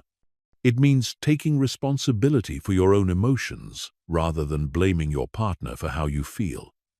It means listening to understand rather than listening to defend or attack. Self-love in relationships also involves accepting your partner as they are rather than trying to change them into who you think they should be. When you love yourself, you don't need your partner to be perfect, because you're not trying to use them to validate your worth. You can appreciate their positive qualities while accepting their human flaws and limitations. This doesn't mean tolerating behavior that's harmful or incompatible with your values. It means distinguishing between minor human imperfections and major character flaws or incompatibilities. Self-love gives you the clarity to see the difference and the courage to make difficult decisions when necessary. The ability to end relationships that aren't serving you is perhaps the ultimate expression of self-love in romance. When you truly love yourself, you won't stay in relationships that consistently make you feel bad about yourself, require you to compromise your core values, or prevent you from growing and expressing your authentic self. This doesn't mean ending relationships at the first sign of difficulty or conflict. All relationships require work and commitment. But self-love means recognizing when you've done the work and the relationship still isn't healthy or fulfilling. It means choosing your own well-being over the comfort of familiarity or the fear of being alone. The goal isn't to become selfish or closed off in relationships, but to maintain your connection to yourself while creating deep intimacy with another. When both people in a relationship love themselves, they can love each other more fully because they're not trying to use the relationship to fill internal voids or heal childhood wounds. Self-love in romance creates the foundation for the kind of mature, healthy love that actually lasts. It allows for true intimacy because both people can be vulnerable without losing themselves. It creates space for growth because neither person is threatened by the other's evolution. It provides stability because both people's worth is internally sourced rather than dependent on the relationship status. Chapter 13. Living your truth through radical self-acceptance. Living authentically is one of the highest expressions of self-love. Yet it's also one of the most challenging. Authenticity requires the courage to be yourself, even when that self doesn't match others' expectations, cultural norms, or your own past identity. It means expressing your true thoughts, feelings, desires, and values, even when doing so might result in judgment, rejection, or conflict. Most people live according to what psychologist Carl Jung called the persona, the mask they wear to be acceptable to others. This persona is constructed from childhood messages about who you should be, cultural expectations about your role and identity, and strategic calculations about what will gain approval and avoid rejection. While the persona serves a protective function, living primarily through this false self creates a profound disconnection from your authentic nature. The cost of inauthenticity is enormous. When you constantly suppress your true self to fit in or be liked, you experience what psychologists call identity foreclosure. You never fully develop or express your authentic personality, talents, and potential. You make life choices based on what looks good rather than what feels right. You enter relationships and careers that don't truly fit you because they match your persona rather than your authentic self. This internal split between your true self and your presented self creates chronic stress, anxiety, and depression. Your nervous system is constantly on alert, monitoring for threats to your carefully constructed image. You can never fully relax because you're always performing, always managing others' perceptions, always afraid of being found out as different from who you appear to be. Living authentically through radical self-acceptance means embracing all aspects of yourself, including the parts that might be unconventional, controversial, or different from what others expect. It means honoring your natural personality, even if you're more introverted than your family wants you to be, more sensitive than your culture values, or more ambitious than your peer group understands. This process often begins with what psychologists call identity exploration, actively investigating who you really are beneath the layers of conditioning and expectation. Start by asking yourself fundamental questions. What do I actually enjoy, independent of what I think I should enjoy? What are my genuine values, not the ones I inherited or adopted to fit in? What kind of life would I create if I knew I couldn't fail and no one would judge me? These questions can be unsettling because they might reveal that you've been living according to someone else's blueprint rather than your own. You might discover that the career you've built doesn't actually interest you, that the lifestyle you've created doesn't fulfill you, or that the person you've been presenting to the world isn't who you truly are. This recognition can trigger what psychologists call an identity crisis. But this crisis is actually an opportunity for authentic self-discovery. Radical self-acceptance involves embracing what makes you different, rather than trying to conform to some imaginary standard of normalcy. Your quirks, unusual interests, unconventional perspectives, and unique way of seeing the world aren't problems to be fixed. They're gifts to be celebrated. The very things that make you different are often your greatest strengths and the source of your unique contribution to the world. This acceptance extends to your emotional nature as well. Maybe you feel things more deeply than others, or perhaps you process emotions differently. Maybe you need more alone time to recharge, or you thrive on social connection in ways that seem excessive to others. These aren't character flaws. They're aspects of your authentic nature that deserve respect and accommodation. Living authentically also means expressing your truth even when it's uncomfortable or unpopular. This might involve setting boundaries with family members who want you to be someone you're not, pursuing career paths that don't match others' expectations, or sharing opinions that differ from your social group's consensus. Each act of authentic expression strengthens your relationship with yourself and attracts people who appreciate the real you. The fear of rejection often prevents authentic expression, but radical self-acceptance helps you realize that rejection based on your authentic self is actually a gift. When people reject the real you, they're doing you a favor by revealing their incompatibility with your authentic nature. This allows you to invest your time and energy in relationships and opportunities that truly align with who you are. Authenticity also requires what Brené Brown calls shame resilience, the ability to move through shame without being paralyzed by it. Shame tells us that we're fundamentally flawed and unworthy of love and belonging. It attacks our identity rather than our behavior, saying, "I am bad," rather than "I did something bad." Shame thrives in secrecy, silence, and judgment, and it's often triggered when we express our authentic selves.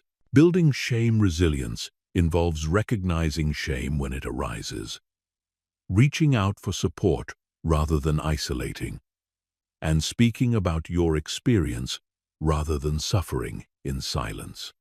It means normalizing your human imperfections and recognizing that everyone has aspects of themselves they struggle to accept. The goal isn't to eliminate shame entirely, but to prevent it from controlling your choices and preventing authentic expression. Living authentically also means aligning your life choices with your values rather than external expectations. This involves making decisions about career, relationships, lifestyle, and goals based on what truly matters to you, rather than what will impress others or meet cultural standards of success. You might choose a lower-paying job that fulfills you over a high-paying one that drains you. You might prioritize creativity over security, or relationships over achievement. These choices often require courage because they might disappoint others or diverge from conventional paths. Family members might not understand your choices. Society might question your priorities.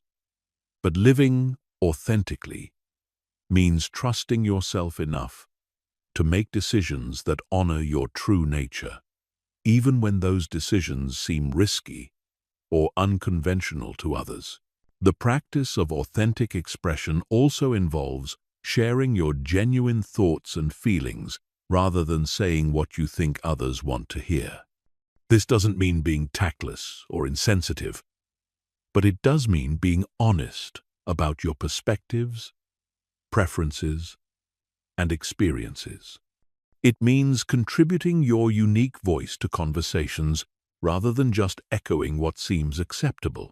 Authenticity in relationships means showing up as yourself rather than who you think others want you to be. This includes sharing your struggles and vulnerabilities rather than pretending to have it all together.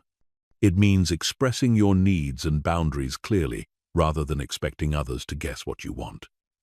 It means being willing to disappoint others when necessary to maintain your integrity.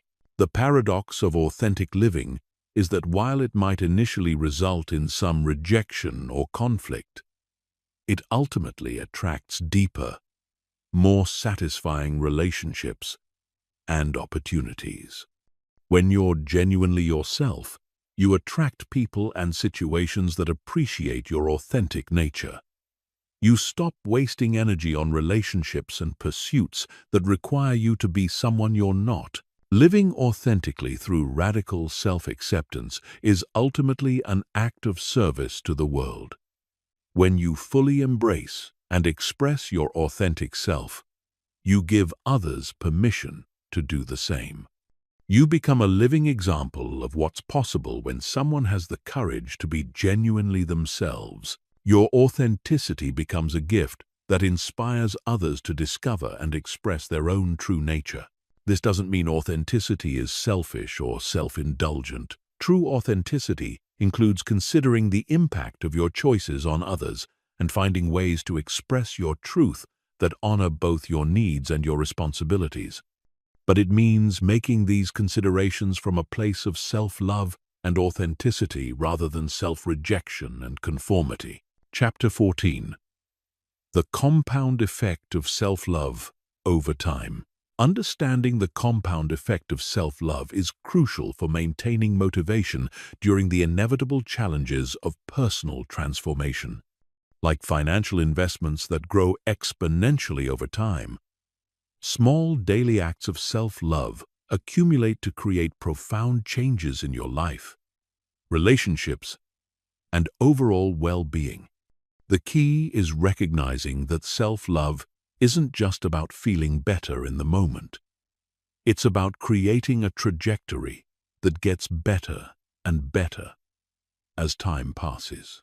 In the beginning stages of developing self-love, the changes might feel subtle or even imperceptible. You might practice self-compassion for a few weeks and not notice dramatic shifts in your confidence or life circumstances. This is where many people give up, thinking that self-love practices aren't working or aren't worth the effort. But this initial phase is like planting seeds. The growth is happening underground, building root systems that will eventually support enormous transformation. The compound effect works through neuroplasticity, your brain's ability to rewire itself based on repeated experiences. Every time you choose self-compassion over self-criticism, you strengthen neural pathways associated with self-acceptance.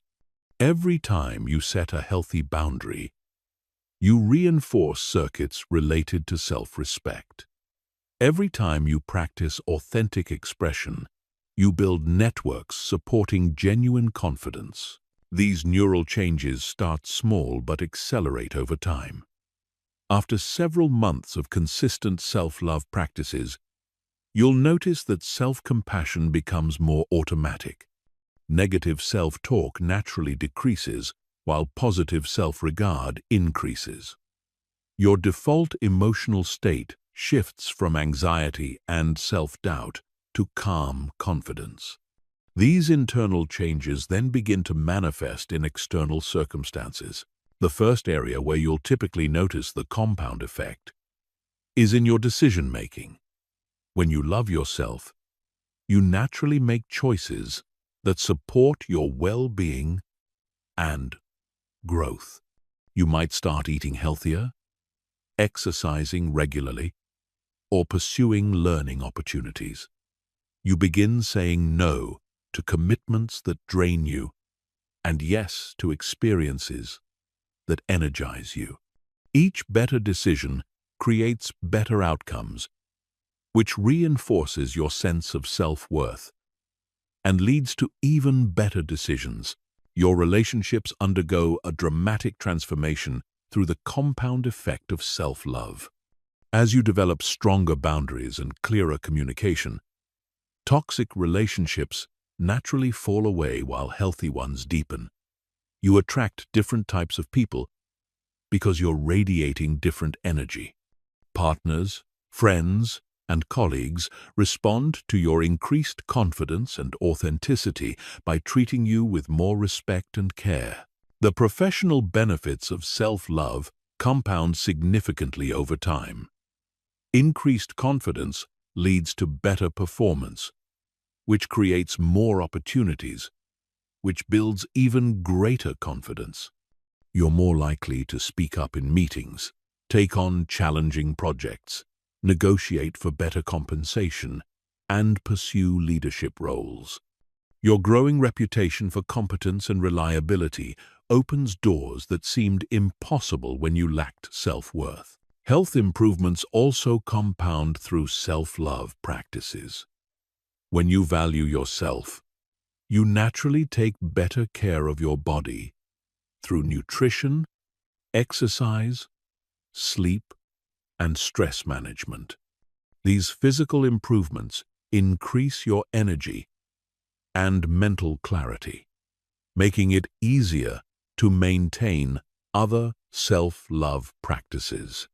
Better health also boosts confidence and mood, creating an upward spiral of well-being. The financial benefits of self-love are often overlooked but incredibly significant.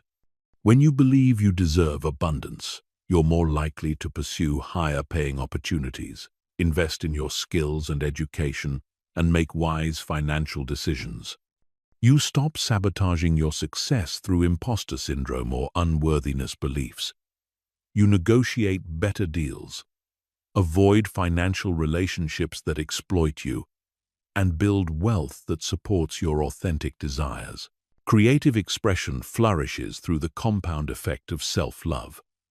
As you become more accepting of yourself, you're willing to take creative risks and share your unique perspective with the world. This creative expression often leads to unexpected opportunities, deeper self-discovery, and increased life satisfaction. Many people discover hidden talents and passions when they finally give themselves permission to explore without judgment. The spiritual benefits of self-love compound into profound wisdom and inner peace. As you develop unconditional self-acceptance, you naturally extend that same acceptance to others. Judgment and criticism decrease while compassion and understanding increase. You develop what Buddhist traditions call equanimity, a peaceful state that isn't disturbed by external circumstances, because your sense of worth comes from within. Resilience is perhaps the most valuable compound benefit of self-love. Each challenge you navigate with self-compassion strengthens your confidence in your ability to handle future difficulties. You develop unshakable faith in your capacity to recover from setbacks, learn from failures, and adapt to change. This resilience becomes a tremendous competitive advantage in every area of life. The generational impact of self-love creates perhaps the most meaningful compound effect. When you love yourself, you model healthy self-relationship for your children, family members, and community. You break cycles of self-criticism and shame that might have been passed down through generations. Your self-love becomes a gift that ripples out to everyone whose life you touch. The compound effect also works in reverse, which is why early intervention in self-love practices is so crucial.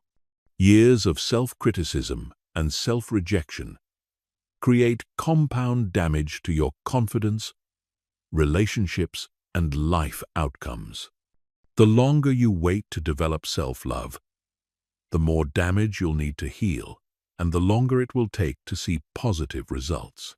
This is why consistency matters more than intensity in self-love practices. Small daily acts of self-compassion are more powerful than occasional dramatic gestures of self-care. 5 minutes of daily self-appreciation creates more transformation than a monthly spa day if the rest of your internal dialogue is harsh and critical. The compound effect means that starting your self-love journey today, regardless of your age or circumstances, will create benefits that extend far into your future. The person you become through years of loving yourself will be dramatically different from who you are now. Your relationships will be healthier, your achievements will be greater, and your overall life satisfaction will be immeasurably higher. Understanding this compound effect helps you stay motivated during difficult periods when progress feels slow or non-existent. Trust that every act of self-love is building towards something beautiful, even when you can't see immediate results. Your future self will thank you for every moment you chose compassion over criticism, authenticity over performance, and self-care over self-neglect.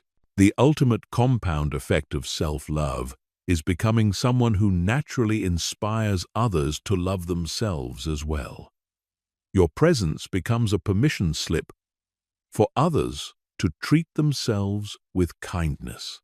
Your example shows what's possible when someone truly accepts and appreciates themselves. This influence extends far beyond what you can measure, creating ripples of healing and transformation that touch countless lives. Chapter 15. Becoming your most loved self. You've reached the final chapter of this transformation, but this isn't an ending. It's a graduation into a new way of being. Everything you've learned about self-love is meaningless unless you integrate it into your daily life and become someone who consistently loves themselves more than anyone else. This final chapter is about embodying everything you've discovered and stepping fully into your power as someone who is unshakably committed to their own well-being and growth. Becoming your most loved self means that self-love is no longer something you practice occasionally, when you remember, or when you're feeling particularly motivated. It becomes your default way of operating in the world. Self-compassion becomes as natural as breathing. Setting boundaries becomes automatic. Authentic expression becomes effortless. You've rewired your brain so thoroughly that loving yourself is simply who you are, not something you have to work at. This transformation doesn't happen overnight. And it doesn't mean you'll never have moments of self-doubt or self-criticism. What it means is that these moments become brief exceptions rather than your normal state. When negative self-talk arises, you notice it quickly and redirect it with compassion. When you make mistakes, you recover faster because your self-worth isn't dependent on perfection. When others criticize or reject you, it doesn't devastate you because your foundation is solid. Your most loved self operates from abundance rather than scarcity. You give love freely because you have an endless supply within yourself. You pursue opportunities from excitement rather than desperation. You make decisions based on what aligns with your authentic self rather than what will gain approval. You attract success naturally because you're no longer blocking it with unworthiness beliefs. The relationships in your life reflect this transformation. You're surrounded by people who appreciate and celebrate your authentic self because you've stopped tolerating those who don't. You communicate clearly and directly because you're not afraid of your own truth. You support others' growth and success because their achievements don't threaten your sense of worth. You create the kind of love and connection you once desperately sought from others. Your career or life purpose flourishes when you become your most loved self because you're finally willing to pursue what genuinely excites you rather than what seems safe or impressive. You take calculated risks because you trust your ability to handle whatever outcomes arise. You express your unique gifts and perspectives boldly because you know they have value. You create work that feels like play because it's aligned with your authentic nature. The daily life of your most loved self looks different from your old patterns. You wake up with appreciation for another day to express your potential rather than anxiety about what might go wrong. You make choices throughout the day that honor your needs and values. You speak to yourself with the same kindness you'd show a beloved friend. You end each day with gratitude for your efforts and growth, rather than criticism for your perceived shortcomings. Your most loved self handles challenges with grace and wisdom. Instead of collapsing into victimhood when difficulties arise, you ask yourself what you can learn and how you can grow from the experience. You seek support when you need it without shame or apology. You take responsibility for your role in creating your experiences without sliding into self-blame. You bounce back from setbacks faster because your resilience is built on a foundation of self-love. The physical health of your most loved self improves naturally because you value yourself enough to care for your body properly. You eat nourishing foods because you deserve good nutrition. You exercise regularly because you enjoy feeling strong and energetic. You get adequate sleep because you prioritize your well-being. You seek medical care when needed because your health matters to you. Your emotional life becomes richer and more stable when you're living as your most loved self. You experience the full range of human emotions without judgment, knowing that feelings are temporary visitors that carry important information. You express emotions appropriately rather than suppressing them or exploding with them. You comfort yourself during difficult times rather than adding self-criticism to your pain. The mental clarity of your most loved self is remarkable. Your mind is no longer cluttered with constant self-criticism and worry about others' opinions. You can focus deeply on what matters to you because you're not distracted by internal conflict.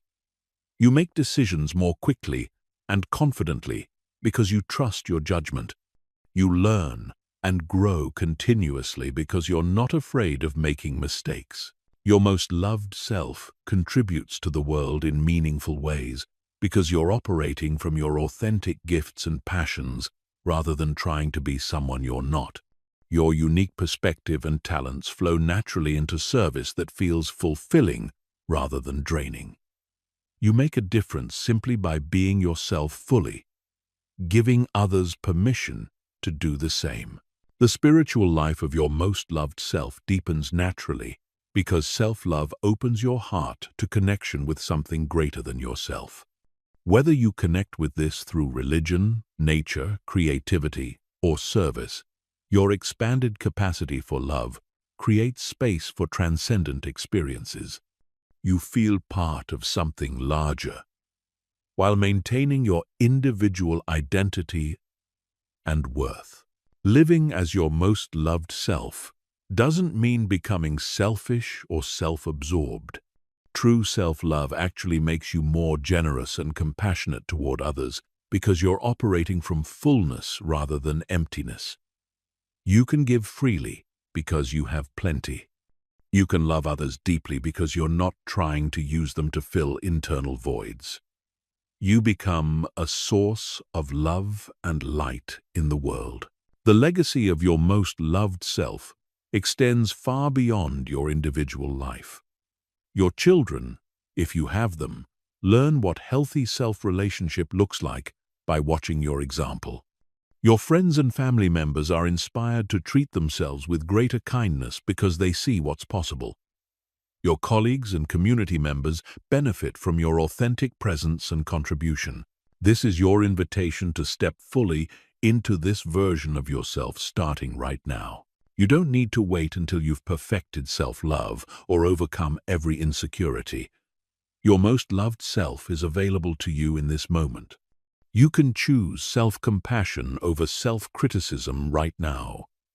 You can set a boundary that honors your worth today. You can express your authentic truth in your very next conversation. The world needs your most loved self. It needs your unique gifts, your authentic perspective, and your full presence. It needs the love that flows naturally from someone who has learned to love themselves completely. It needs the example you provide of what's possible when someone commits fully to their own growth and well-being. Remember that becoming your most loved self is not a destination but a way of traveling. There will always be new levels of self-love to discover, new aspects of yourself to accept, and new ways to honor your growth and potential. The journey never ends, but each step becomes more joyful as you learn to walk it with love, compassion, and appreciation for yourself. You now have everything you need to love yourself more than anyone else. The question isn't whether you're capable of this transformation. You absolutely are. The question is whether you're willing to commit to yourself with the same dedication you've given to others. Are you ready to become your own greatest love story? Are you ready to live as your most loved self? The choice is yours, and the time is now. Your most loved self is waiting for you to step forward and claim the life that loving yourself makes possible. Everything you've ever wanted begins with learning to love yourself more than anyone else.